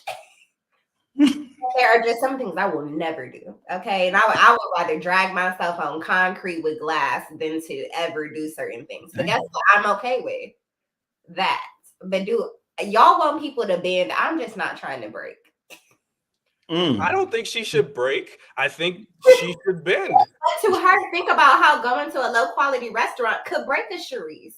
Maurice is gonna eat well. Are you kidding me? You saw those meals they had? He was eating while she was bumping her gums. He was eating well. Whatever was on that plate, I'm a foodie. That food looked good. Yes. I feel like we done went to a whole different topic. Where are we at now? Yeah, I love you. I think this is good talk. This is good dialogue, though. No, what you were saying, I actually love both things. Both angles are super important, but I do think, Sean, you need to put that message again in the benediction, because I always wonder when I hear women get on like these platforms and they say they got cheated on by every boyfriend. I always want to know what type of people they're picking, like, cause it seems like, cause I hear that all the time, or I hear that on Kindred, they're like, every boyfriend I've had, every baby daddy I've had cheated on me. And I'd be like, that's really interesting. Like, I want to know more about that. Like, who are you picking that every single one is cheating on you? Because the boring niggas, Negroes, they're in the house, a lot of them. What do you say? I love a vanilla ice cream. Yeah, like they may be talking on that IG and on that Twitter. You may have to check their messages, but they definitely inside. No talking. I don't want no syrup. Nothing. I mean, I just don't understand. I am done with y'all. You a quiet king. I like that Seaway, a quiet king. They are. I'm gonna get that. I'm gonna get that on a T-shirt. I'm a quiet king. Is you a quiet king? Sean don't be cheating. He gonna agitate you with all that back talk. She always gonna give you a backhand compliment. She cannot give you a straight compliment. She be like, yeah, he a quiet kid, but he gonna give you all that back. Yo, I thought nobody ever asked for a balanced person. Why you gotta be one or the other? That's true. Nobody ever asked for a person that's balanced. Wow. Well, that would be the unicorn again, Glenn. I think that's the problem. Leading the back of the man. But sometimes you have a homebody. Sometimes you have a person that want to be excited. Sometimes the person can be both. Sometimes they want to be out. Sometimes they want to be at home. It's certain days of the week, or it depends on what you do for a living. So why y'all about Vern if people can exist like that? She just balanced. Y'all I didn't say Vern was wrong for being balanced. Once, but according to you, I didn't. Vern's tilted one side. See, balance means that you got to be at the same level. Vern's tilted one way. She's tilted strongly one way. Now I'll let you guys decide which way she's strongly tilted. All right, cool. Let's move on then to the last one, Zadia and Cam. And I just want to say this. I almost forgot to ask you guys this because it was actually not to do with Zadia and Cam, but it was to do with Ashley. Y'all noticed that with Ashley and Don, that Tamika called Don to come after Kirsten or whatever his name is ended up disrespecting Ashley. And I felt like I felt like she stepped over the line with that. I felt like, why did she decide to call Don to come to the place to where Ashley was after she got spun up by Kirsten? Like, if she wanted to have Don there, she should have called Don herself.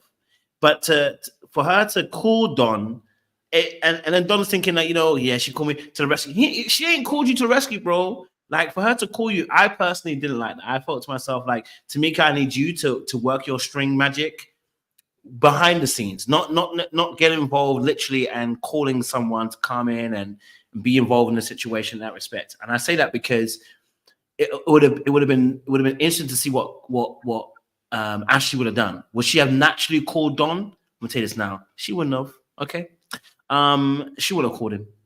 And I don't say that's necessarily a bad or a good thing, actually, because technically I can see both sides. Don't call him because it's gonna make it look like a second best that I'm calling you after I've dumped somebody. But I can also see that how as well. They can look the other way, which is, why didn't you call me? You know what I mean? Like, I'm supposed to be someone you're connecting with. But I was wondering your guys' thoughts now, really quickly, before I go into Zadia and Cam. What you guys thought about the fact that Tamika called Don to come over and see Ashley? How do you guys felt about that? I didn't have any opinion on it at all. But are you saying? But now that you bring it up, are you saying that you believe that by her kind of stepping in, it didn't allow Ashley to choose Don or to like actively choose? Yeah. I wanted to I can see both sides. I can see why Ashley may not have called him, and I can see why she should call him. I'm just wondering why Tamika decided that she had to get involved, because that means that you saw something that you felt like you had to activate. Do you know what I mean? Like, why did she feel the need to invest in that moment and call Don on her behalf? Why not wait for Ashley to do that? Well, I was thinking perhaps because I guess this is back what Mercedes saying with the rules of the show, maybe unless Tamika brought him back, she wasn't allowed to bring him back because she's already dismissed him. So I took it as when Tamika brought him back, she's saying, hey, we're letting Don back onto the show. Oh, I'm not talking about that moment. I'm talking about this episode. Right here, like when he comes to rescue. He wasn't off the show. At this point, he's not off the show. At this point, he's actually on the show. So now he's part of the show. So he could come because he came to the party. Remember? Are you asking why she, as a matchmaker, is getting involved in a particular relationship? Yeah. Production, storyline. Like, they honestly get along for 4 women living in a house together for almost 2 months. So they got to create something. So I would go with production. BS. I thought it was Okay. just because they didn't want Ashley to have nobody.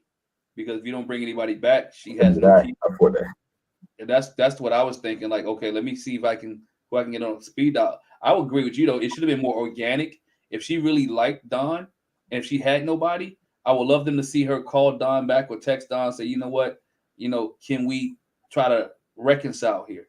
Can we get this thing back together instead of Tamika getting involved? And this is not the first time Tamika got involved. Tamika has really been involved. She's invested in too many, and I know it's her job, but she's really invested in Cameron and Zadia, and she really invested in Ashley. Because she was really up in Cameron and Zadia's stuff last week. But, I guess that's her job. Yeah, I don't think they want to have Ashley sliding down the wall again, like twice in one episode, trying to call Donald to come back. Like, she let him go before, and I think Tamika being the matchmaker, that's her role. Like, if she thinks there's a better connection with somebody, then she can step in. I think personally, she shouldn't have chose Donald. She maybe should have chose some other dude, like another candidate altogether, because Donald's already been dismissed. And if they end up, not working out, he's going to get dismissed twice. Like, and it's going to be the same result. Like, what's changed in the time? Well, as we find out, actually, it gets worse because now we found out that he's been married before and all of that. So, yeah, I don't know what they were talking about before, but it wasn't in-depth conversations about what their previous relationships were like. And to a degree, Ashley's not the type of person that's going to handle that type of stuff well. She's very insecure at the best of times. She's already been told not to be looking at the other relationships and the other ladies. So, yeah, I don't think she should have called Donald. I think Tamika was probably the best person to do it if anyone's going to do it, but I just don't think Donald was the right person. Find someone new. Fair point. Anyone else want to contribute that before we jump off to the actual last bit? Yes, Sean. I think it was the best thing she could have done for her because it lightened the mood, and then it made Ashley a little happy in the moment. And it showed her what somebody that does care looks like. Now, I think, and I'll say this, I don't think every situation needs to be your forever, right? So hopefully people can take from this, or when you're dating, like you can take a little bit from every person. So in this instance, hopefully maybe she'll learn like, hey, I can give people a little grace because the whole texting debacle was a massive fail and maybe an overreaction. And then also when a guy likes me, this is what it looks like, right? He can get a call and he may have something else going on, but if he's hearing I'm having a bad day, he'll show up.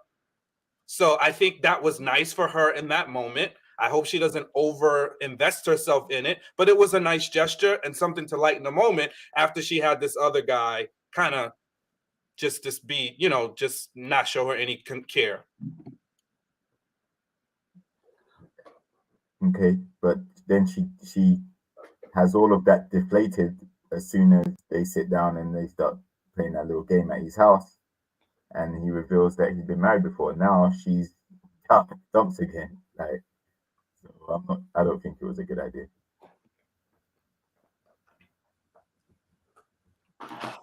I mean, I guess we're gonna dive into that, but there's more issues with Don than that previous marriage that never came up.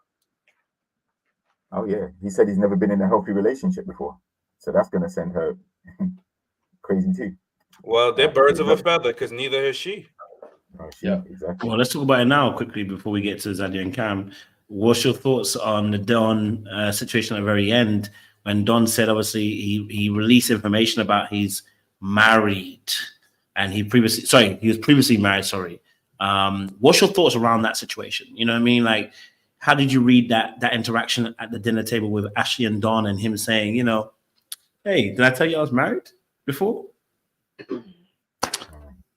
I thought it was crazy. Yes, go ahead. You just said you didn't have a healthy relationship, but you got married. So you married somebody knowing that your stuff was unhealthy.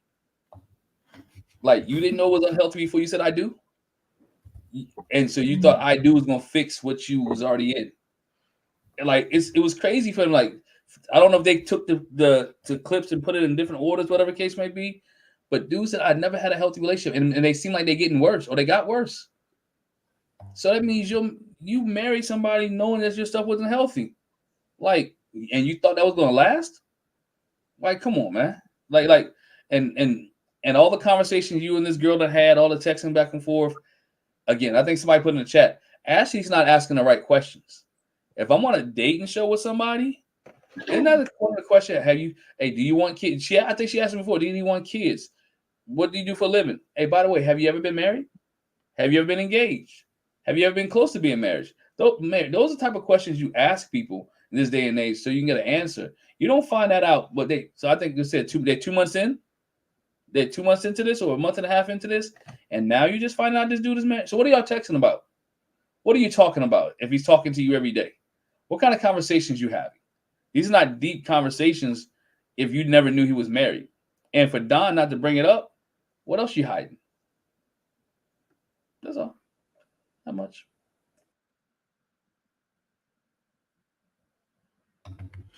Thinking again. Merc, what's your thoughts, man? What's it done? I just think that, and I hate to go back to this, but there is a lot of lying by omission. I don't think that the burden should lie on a person to ask, nor do I think that a person should reveal something before they feel that it's necessary. But when you're placed in this kind of incubator, you have to be honest. And again, I hate to throw the production word, but there's so much stuff that they may know about a person, right? So why they get invested? Well, because they knew that he had been married and knew that it hadn't been discussed. So let's put him in the ring, and let's, create the perfect storm to expose that. So you have to understand that, like, Ready to Love Dallas 2, for instance, I'm gonna give y'all some tea. There's a married person, but how they came by that information, they can't tell, so-and-so, he's married, but they can put you in the ring, create the perfect storm, and if it come out, it comes out, kind of thing. So I just, I think we've already discussed Ashley. She doesn't like to go deep, because if she goes deep, then she has to go deep, So she's not going to do that with a man. So what type of conversations was she having? I don't know. I got a little checklist, and I would have known very early on what the situation is. But some people they don't choose to know. Ignorance is bliss. It's so much more fun, when things aren't heavy. So I don't know. I think him not bringing up that he was married was wild. I think that's kind of like a first, second date conversation. Like, how do you admit a whole marriage? That's like not saying you have kids. Like, I shouldn't have to figure out if you were married before, or if you have kids, like, after. Like, it shouldn't be, hi, my name is, I've been married before, I have kids, but we've been talking for what, like, first or second date, and I don't know that? That's bizarre. So I said I liked him. I really did. But I mean, unless this was like one of them 5-day marriages, is it one of them like Kim K marriages? I don't know. If it ain't one of them married at first sight marriages, them Kim K marriages, like if this was a real marriage, why did this not come up? Like that's just a lie. I mean, that's just like ridiculous. Like I couldn't be dating somebody and not say that. So I don't know. Very strange, and that was not on. I'm not going to ask somebody, "Hi, Kojo, nice to meet you." And we're talking. Have you been married before? Like what? Especially at their age, you know what I mean? Like maybe if I was 40, I would maybe ask somebody, "Have you been married before?" But isn't Ashley like 30-something, young 30s or something? I may not ask that. So that's not a normal question. That's all I got. Did you ask something else about that, Coach? I couldn't remember. No. I just asked about the Don situation. I haven't asked anything else. Oh, yeah, she's 36, yeah. It'd be like I that. guess a thing you could ask, but that's still something I don't know if I'm just gonna walk in and ask. I think that needs to be said. And I'm not tripping that you were married before. I'm tripping that you didn't say it. Trust me. I'm sorry. I mean, listen. You don't need to tell me that you failed the marriage, but it's like it comes out in your speech, man. If we're actually having some really good conversation, let me just make sure. Mercedes, were you married previously? No, I was not. Just want to make sure. Listen. Asked before, but you know what I mean? Like, if I speak to you, we're gonna have a conversation. Like, if we're talking about relationships, and I speak to you enough, it should not be a surprise. It shouldn't be like, oh my god, you were married before? Like, did I tell you I was married before? Like, that should not be on that answering of that question. You know what I mean? Like, for me personally, it's a normal thing. Like, if me and Mercedes or me and Seaway or we're having conversation, even me and Sean as we're talking, we're gonna have conversation that should naturally flow into you talking about your life. Marriage is a big thing in your life. It's a milestone in most people's lives that they go and do. So it's not a thing that you miss and be like, did I tell you I was married? I never told you. Okay, let me tell you about I was married. You know what I mean? That's why I think for me personally, I was a bit wild that he didn't realize that he didn't say that he was married. It's almost like me saying, well, did I tell you I was a YouTuber? Oh no. I mean, you didn't bring it up. So that's why I didn't tell you I was a YouTuber, but yeah. I think That's I feel like it depends on what value he placed on the marriage. It feels like what happened in the marriage. If he's being dishonest, is he still married? Right. But I think like in this scenario, it doesn't again, that's not the thing that's rubbing me the wrong way. And this is from somebody that was previously married. It depends on how I see you. She's dating multiple men. Right. So until I know that I'm the one that you're going with, I don't necessarily feel like I need to go that deep. So I might not invest that much energy in what I share with you. She's all Google Gaga over Kirsten, and that was very apparent. I don't know how deep I'm going with you just yet. And it might come up. She said, tell me something that you haven't shared with me yet. And he told her. So I don't think that's the issue. I'm glad he did it. It came out that way because now you get to know about his relationships. And now the biggest problem is him and all these string of toxic relationships where he's the common denominator and one got worse from the next. That is more problematic to me than him being previously married and not coming up in conversation while you're in a scenario where you're dating multiple people. So that's my thought on it.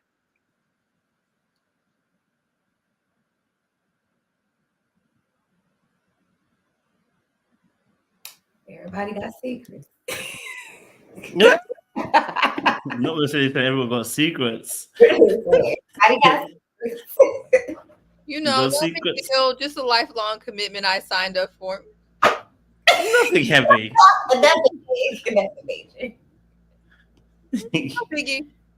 I don't know. You know how Right. eBay exes, like, I don't know if it was that bad. He just might not exist no more, Yeah, Damn. Y'all women be erasing whole numbers off of your roster. So don't be sitting up here telling me. The number off a roster ain't no whole marriage certificate. I bet you would erase a baby daddy or two. Well, obviously you don't have that scenario. Neither one of you ladies do on the panel. But I'm telling me, if given the option, some would. Okay. You actually know a few people who done erase the baby daddy. Now it was very difficult. It was very difficult. But they got them paperwork signed and them folks is erased. Okay. But that's a lot of work. And you still can't erase them from like your significant other. You could pretend like they don't exist from everybody else, but this is a crazy I just thought about something we probably didn't think about. What if he was married, but she passed away? Ooh. That's even more That's important. An exception. This is I'll give it as an exception. They talked about his past relationships before. He has mentioned that he had never been in what he say? He'd never been in something serious before. They talked about past relationships before. Yeah, she passed away with the toxicity, so that's why she ain't even mentioned. There's no excuse for this, guys. He's struggling. I mean, if she passed away, I think we have to give her a little bit of a grace. She ain't passed away. We I was don't just know being that. the devil's If someone said it advocate. could be a Joel I don't know. situation. He would have been crying at that. She not dead. He was like, "Oh, did you know? Did you hear? I was married."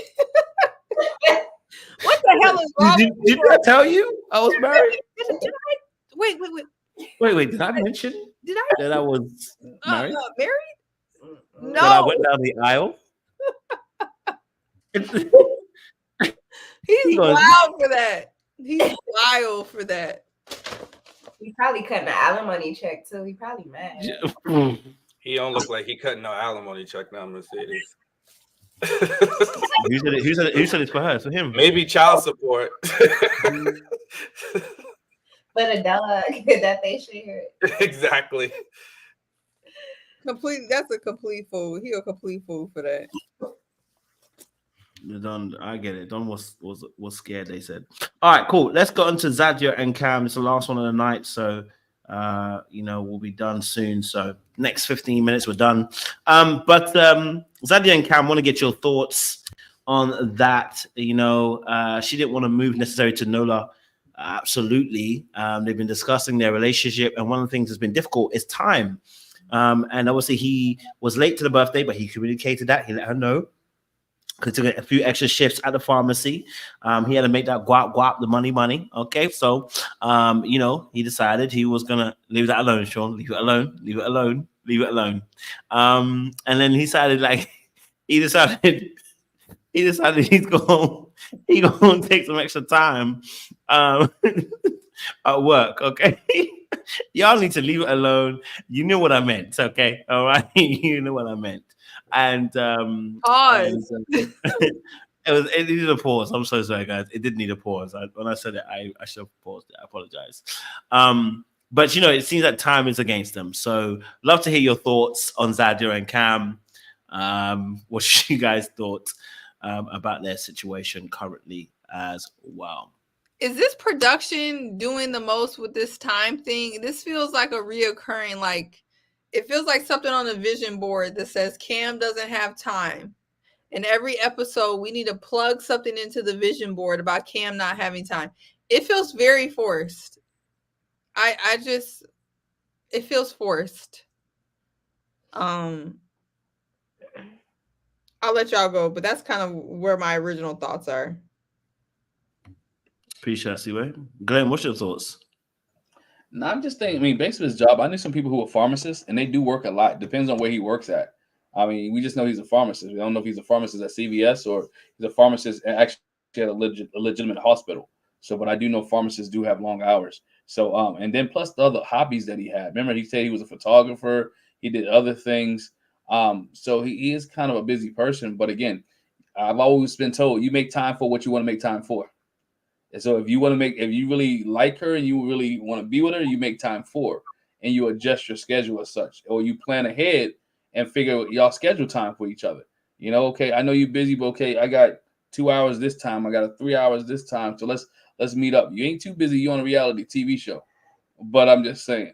So you got to make time for what you want to make time for. So if that's the narrative they want to spin, then this dude ain't gonna be too busy to move to DC, right? Because he's not leaving what he has there. Because if he's too busy now, that means he's established in what he's doing. That means he's rooted and grounded in where he's at, right? So that means he doesn't want to pop up and move. So again, we know Zadia is not moving from DC to New Orleans.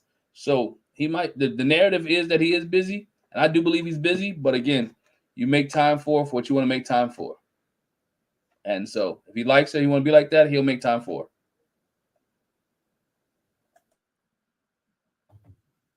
Thank you. JR? Yeah, I think their connection seems to be quite organic. There's a genuine like for each other. And to his credit, he did say he is willing to make the time to try and establish something with her. But when you get down to who's moving where, like the premise is obviously her moving to NOLA. And, I don't think she's too happy about moving there anymore, having stayed there for a little bit. and he definitely isn't packing up his stuff and moving. He's already made that quite clear. So I'm not sure what the end looks like, but you know, I'll give them credit. They seem like the most stable connection so far on the show.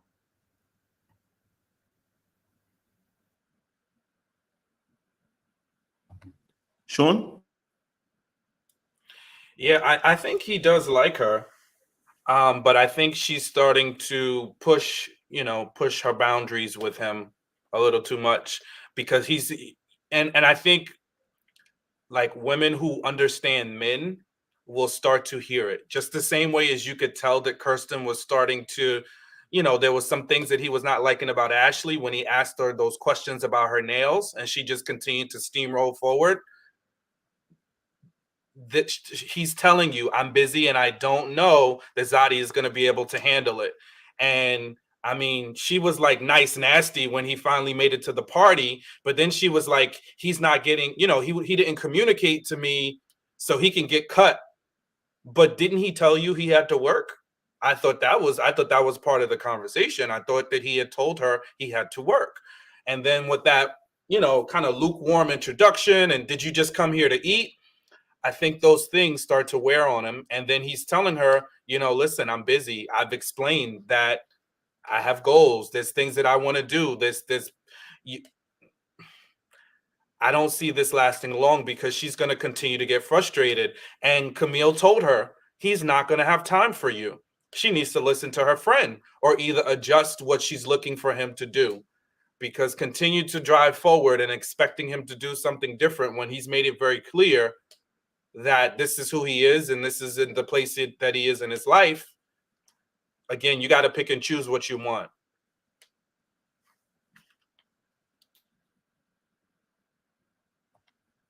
Yeah, right. Mercedes. Okay, I'm like a combo sandwich right now. I like where Sean was headed, and I like where JR kind of had some points. I think with them, they are the best option out of the trash that we see. Like that's my treasure couple. But I do feel like it is gonna come a point in time where men just get tired, and especially men who don't have to, So we were talking about your pool getting smaller and your things getting smaller. Like if there's a well-off to do male, like he's doing the choosing. So unfortunately, he don't need somebody that's stressing him out and worried about where he's at and this and that. And especially if he's going out and he's grinding and he's getting money and he's not getting into mischief.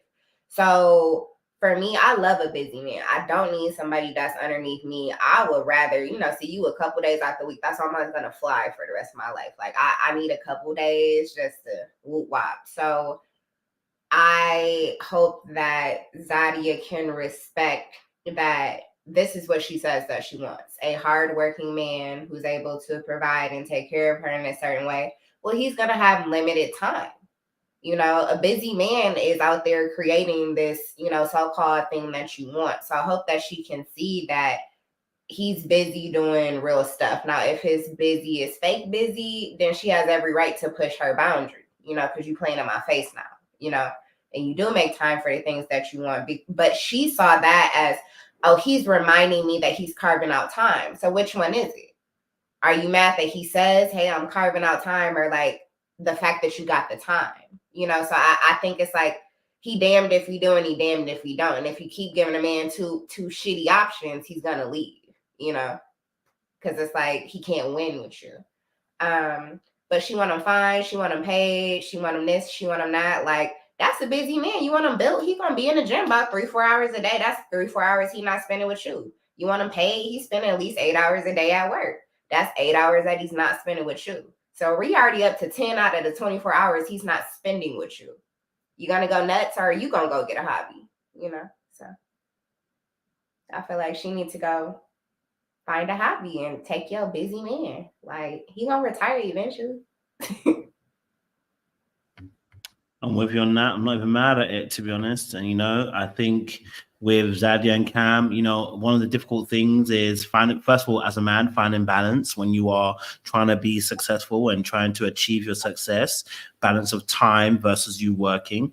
And then I think also for Zadia too, understanding that there's going to be a need for balance, and that he's going to need time to work if you want the soft life. In fact, it's quite funny. Sean, you sent me the podcast, Hardly Initiate, which we probably might have to drop a conversation tomorrow about this. You know, and they're talking about 50-50 in a relationship. Well, if you want the guy that does 100-0, he may need to spend a little bit more time being active at work. And I know people like to come with the fantasy that I need to get me a man that can work 3-4 hours in the day and he doesn't do anything else. Listen, money makes money, and people who make money want to make more money. Their greatest fear is losing money. They're going to keep on working. So if that person truly does want to be that kind of provider all the way through, they're going to have to spend a little bit more time working.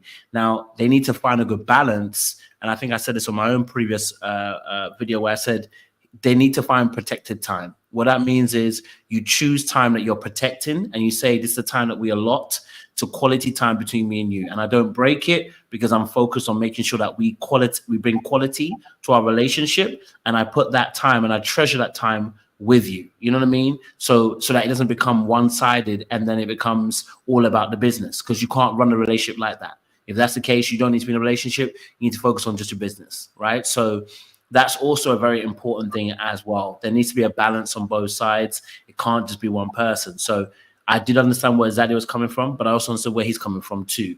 But I wonder if it's just more than time that is the issue potentially that could be brewing for Cam, right? We see next week's preview where he says, you know what, basically, you know, if you can't deal with it, get on with it. And that tells me there's more to the story than just time. There's something has turned you off, and that's why you're saying deal with it. Because when men like women, I tell you this now, we try our best to try to make things happen. You know, as Mercedes would say, someone will go to the moon for you. You know what I mean? So look, we do try to move mountains for that person. And so I think he's at a space where he may not like her as much as he thought he did, or maybe as much as he was putting on, because that timepiece, you'd start to try and make movements around that. And I don't think he wants to make movements around it. Maybe it was when she said she ain't going to come to NOLA that he felt to himself, why am I going to shift my life around in terms of more time? And you won't even come to know that makes no sense. So maybe that's part of it as well. So, yeah, that's my thoughts on that. Any other thoughts before we wrap up? Any other thoughts before we wrap up? No. All right, cool. Deacon Sean, we're gonna need you to wrap up with want you to wrap it up with a benediction for us as well. I'm going to give it my level best as usual. I mean, I think we had a great spirited conversation tonight, and hopefully, listen, we had a myriad of different opinions, and hopefully everybody watching, y'all can chew the meat and spit out the bones, right? I think you had some people, agreeing on several topics, and sometimes, we disagree, but take what works for you, and, what doesn't apply, just let it fly. Don't get too caught up, We just telling how we feel and our perspective. So, Ashley, I got some advice for you, our good sis. Listen, Ashley, please, we don't want you sliding down any more walls in 2023, sis. We need you standing upright and against the wall, right? So please read the room, and I think this message is for all of us. We need to read the room, right? There is also verbal and nonverbal communication. If somebody is into you, you should feel it, you should see it, and you should hear it. And if they're not, bid them adieu. We don't need to slide down walls. We don't need to fight for nobody to fight for us that don't want us, and then please ask the tough questions. If something is important to you and you want to know, put it on your list. Don't wait for somebody to disclose it, and don't wait for it to come out in a time that you don't want to know. Ask the questions that you want to know when you want to know them. Vern, lovely woman, make sure you know yourself before you start looking for something in somebody else. Because if you don't know yourself, but you know what you want, it's going to be very difficult to get what you want. So You know, I think that is very clear. You know, don't allow your past to handcuff you, and you just spend too much time overcorrecting and not trying to repeat the mistakes of the past, but know yourself and know what you want and what you do bring to the table. No offense, you know. And then Sharice, listen, Sharice, you just get your vision board out there, right? You can have all the things Mercedes told us so eloquently, right? You can shoot for the stars, but you know, if you don't have a space shuttle and if you haven't been trained by NASA, you're gonna go up in a puff of smoke. And Houston, we have a problem, no pun intended, right? So please, please, please make sure that your list is grounded first, that it's grounded in a good foundation, and that at the end of the day, the things that you are looking for from somebody that you can also provide. And then sometimes, what are the negotiables, right? We know the non-negotiables, but what are the things that you are willing to negotiate on? And those are the things that you may be able to give up to just have a long-lasting relationship. Back to you, Coach. Thank you very much, Deacon Sean. Listen, it's been a great conversation tonight. I really appreciate the balanced panel. Ladies, thank you so much, Seaway and Mercedes, for bringing in balance as well. Good laughs and fun.